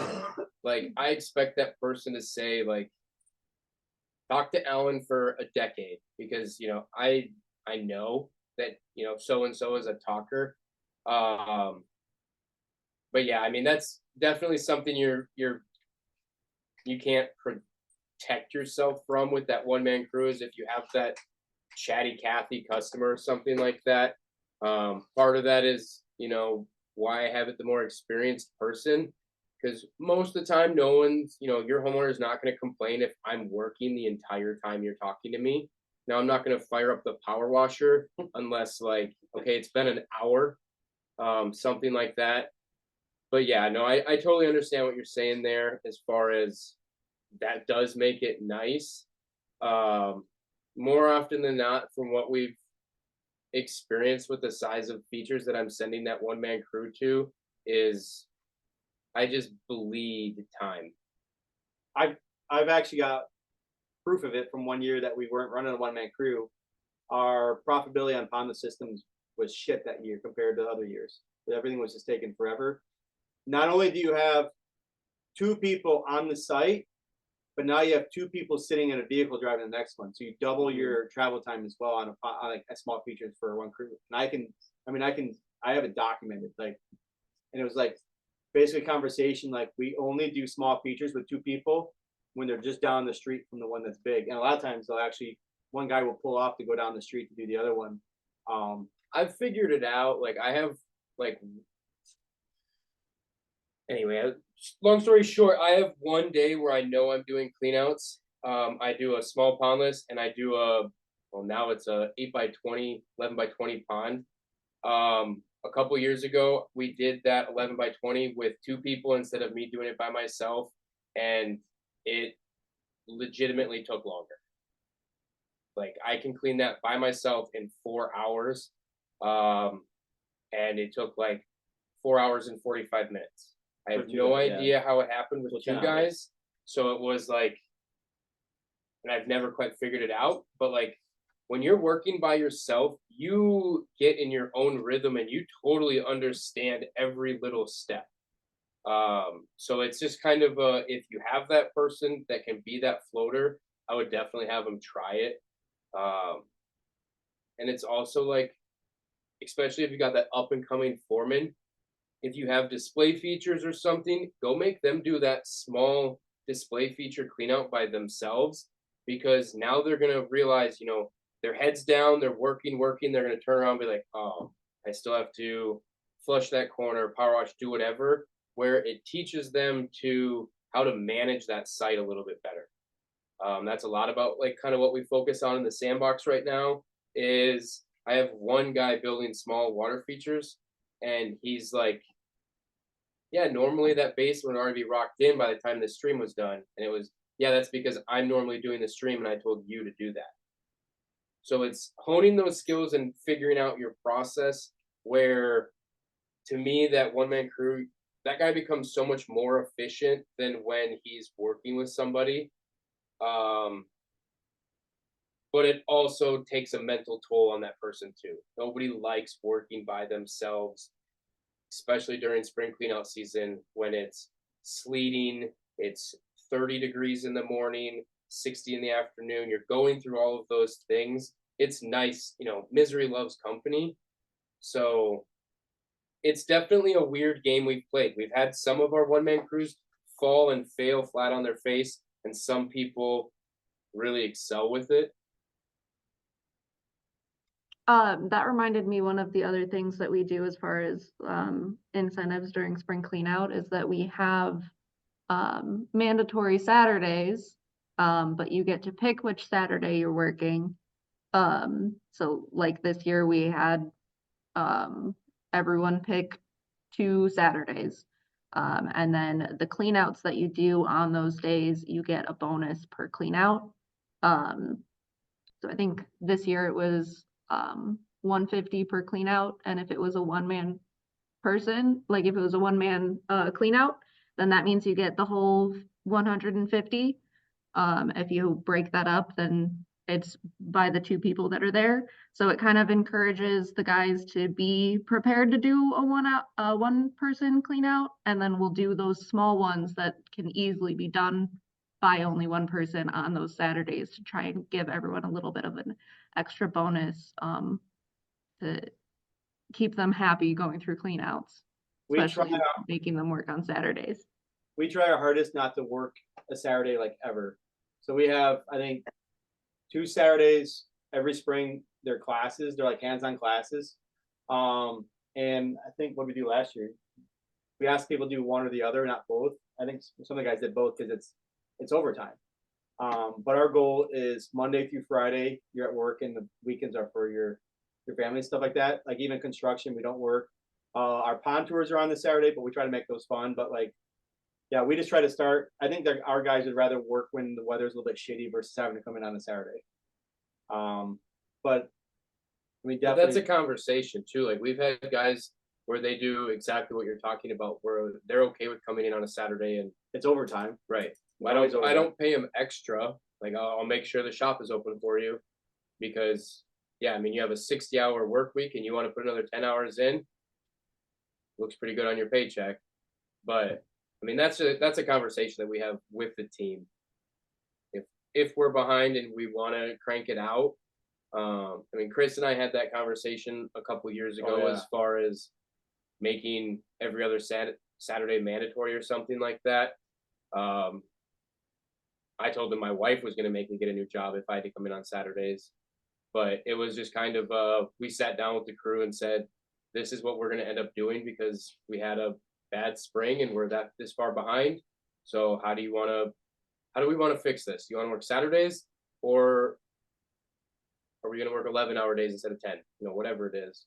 Yeah. So we had this conversation. I really want to start working Saturdays.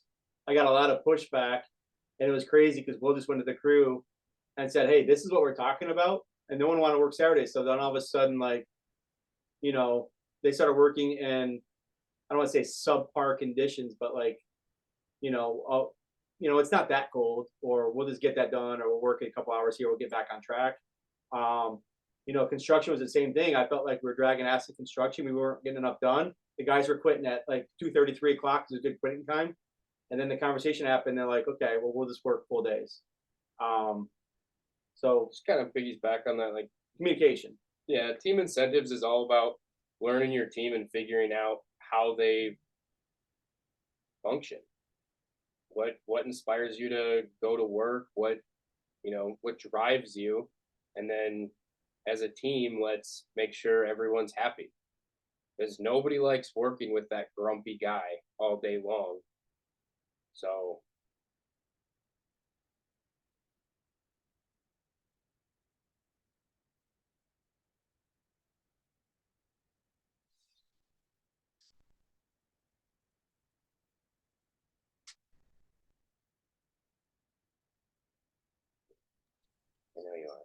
all right. If nobody has any more input on incentives or upselling, does anybody have any questions or anything on anything we've spoken of today? I do.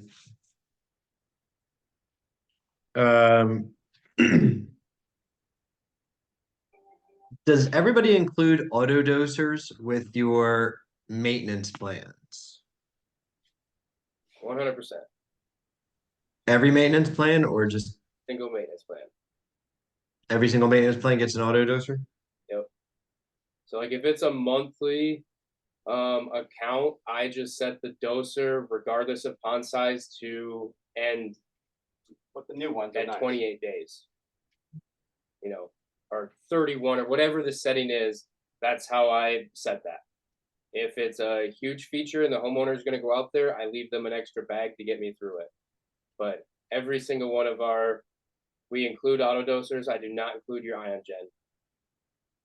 So I'll say this, you just have to price it into whatever you're figuring out pricing. Right. I have something else we do differently, and this isn't maintenance related, but spring cleanouts.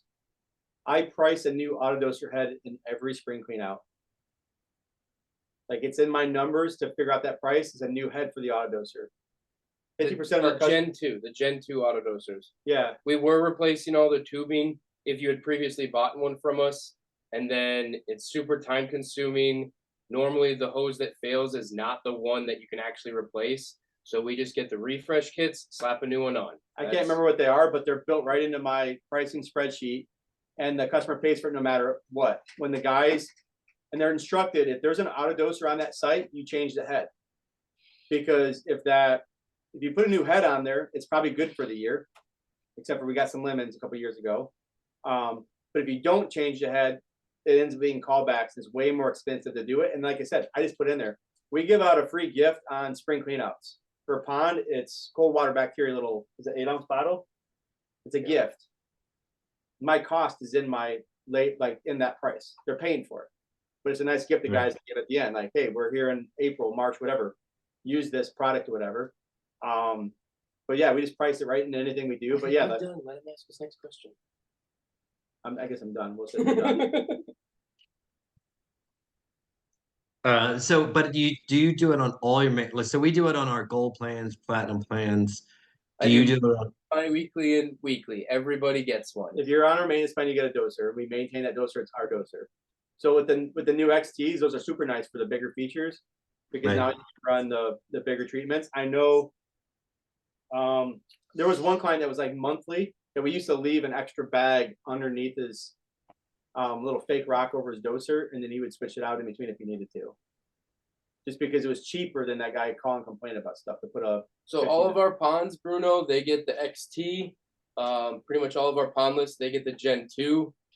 The XT, I run 2 heads and 2 half-gallon jugs. So everybody always has like a clean, and then Val, you want to chime in? We rotate between maintain and clear on the other one.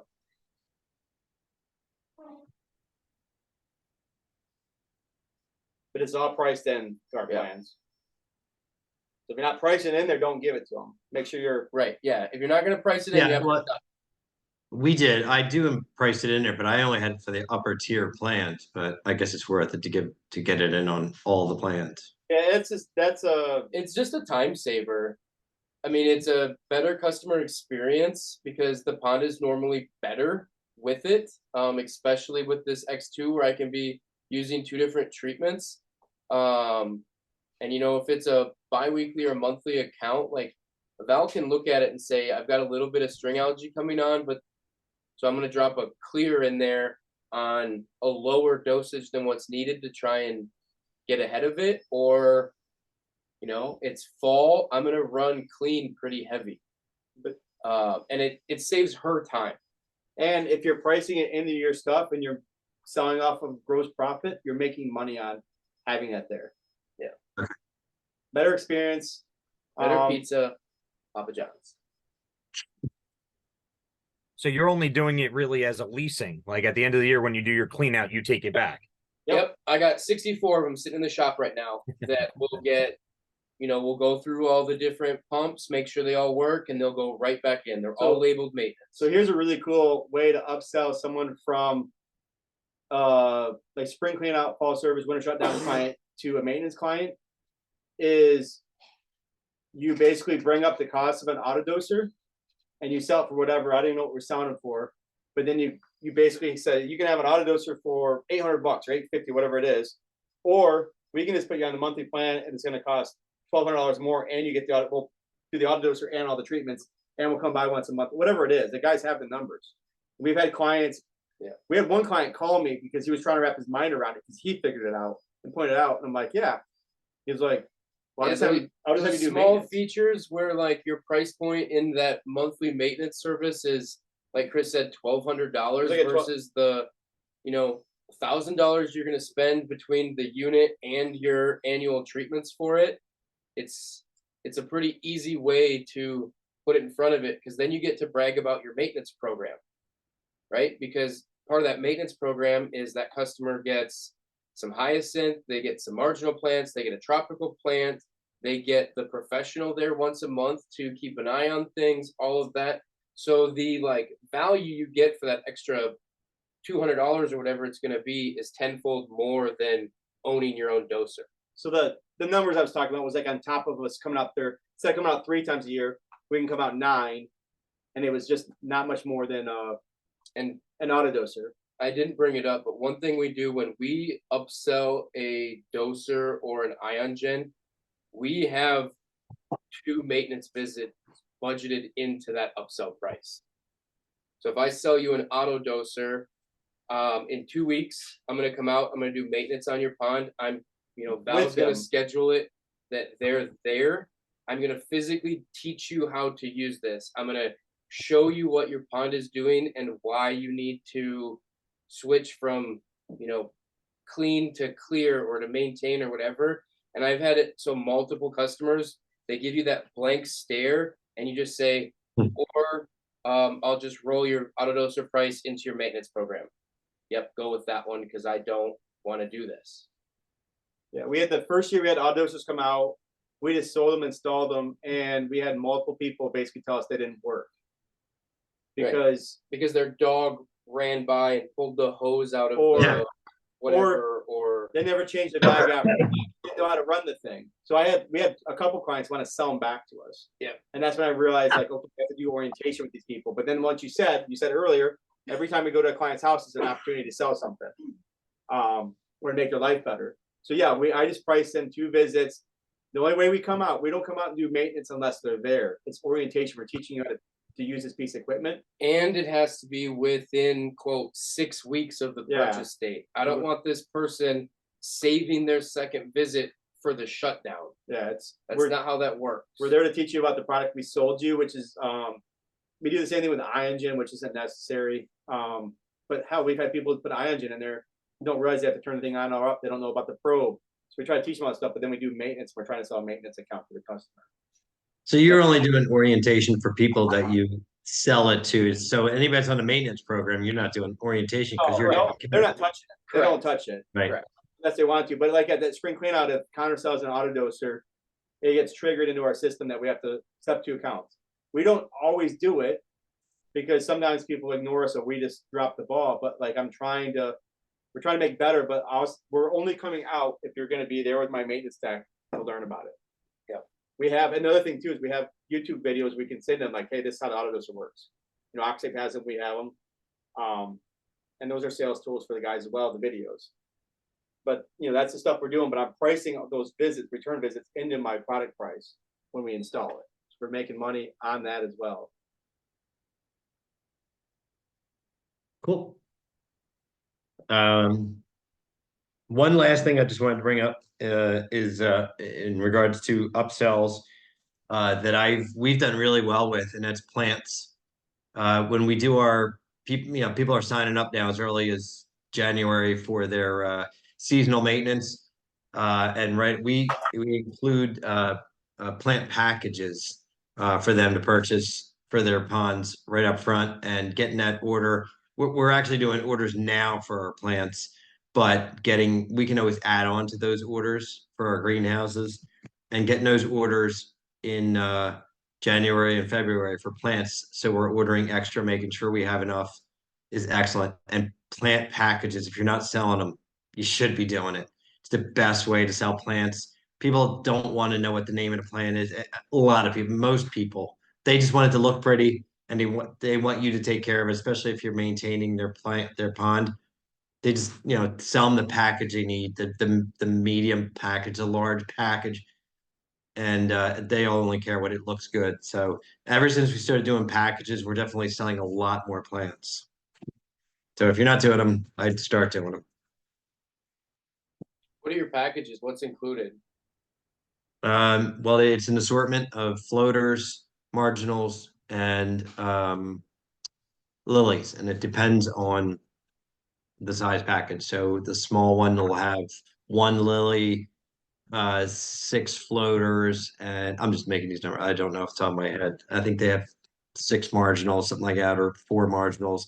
And then the medium, it'll just have more of each as it goes along. And then we can customize it if somebody needs more, or maybe they don't want any marginals. They have already had a ton of marginals, so we'll add some more lilies or more. A lot of people want hyacinths, where there's people buy hyacinths, floating plants. So many, like we're actually like, you're not going to be able to see your pond. You bought too many. So I mean, I built it probably a few years ago. We're trash at selling plants. One thing that we also have as far as those packages, I have a tropical package too. right. You know, how many of your customers have all of their pots done by somebody else? So that's a big thing that we're going to talk about this off season, as far as when we're going over upsells and stuff like that, is definitely finding a way to be like you and getting more plants. I love that you already have people signing up for it. I'm staring at Jack, our marketing guy, right now. Make sure he gets on that. Yeah, we have it really basic. Not sure how we're doing it yet this year. I got to go over that with Laura. But when we done the mailers in the past, it was just one sheet that had pictures of some plants in a pond, just very general, saying small, medium, and large package. And like I said, most people will ask us, "What do you think I need for my pond?" You know, and some people are ordering a large. You got an 8x12 pond and are ordering a large package. And again, I'm like, you're not going to see your pond. It's going to be all plants.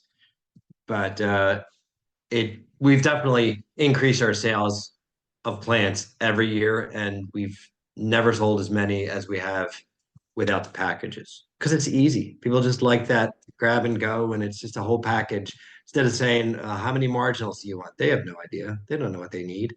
That's one of our But- biggest goals, is we have not been good at selling plants. Part of it is we haven't had a place to store plants. And Now that we have this building, like, that's definitely a big push that we want. Harvesting plants, reselling them, doing that. Yeah, see if you can partner with a garden center that has a greenhouse. too, Yeah. but like it's still a pain in the ass. Yeah. So now Yeah. like we're bringing our own plants, we have our own building. So actually I just submitted our order yesterday, the day before, whatever. So we got our order in. And we did our first big order last year with this. And it was nice having them on hand, but it was always inconvenient, didn't have control. But like also you have to have your guys physically sell them to customers. Like I said, we have some guys that want to hit home Yep. runs. Plants are The not pre-sale makes a huge difference. The one problem we run into is the pre-sale when we're doing clean outs in end of March, beginning of April. I can't put plants in there, they'll die. Yeah, no, So- when we do sell them, we don't put them in until like May. So it's a revisit. Correct. So it's going to be I look at it as we do anything over, I think it's $100, might be a little more than that within our area, which we have marked out. We include the delivery of the plants. Delivery being literally dropping them off. If we got to stay and pot anything or whatever, and it's a different charge. But if we include that, and the way I justify that is it's another chance to try to sell them something else. Again, we're in front of the customer again. Yeah, so we And- do it. We pre-sell it, clean outs, and then the maintenance tech, or on a shitty day where the construction can't do it in May, we'll go out and do plants. Yeah. But like you said, it's another chance to sell. But it's also obviously the pond's going to be cleaner, it's going to look better, they're going to be happier. That's a great upsell. Like sell the shit out of plants. Yep. So we're getting better. Yeah, and we're selling them every year over and over and again. All right. Anybody else have anything else they wanted to contribute or any questions you have? Very good. I think that's it. If anybody has any questions, we're going to record this and we'll post it. If anybody wants me to send it to them, I can send them the link to watch it again or whatever. I will post it on a CAC page. If anybody has any questions, reach out to me. I think some people said they had some forms. If you want to send it to me, if not, put it on the forums of the CAC page that we can all look at it. That's it. If nobody else has anything else, Laura, do you have anything else you want to add? I'm good. Just appreciate everybody that contributed today. Thank you. Yeah, thank you very much to everybody. I think it was another successful roundtable. All right. Best one Thank yet. you very much. And Laura, I have no idea how to sign out of this. See you later.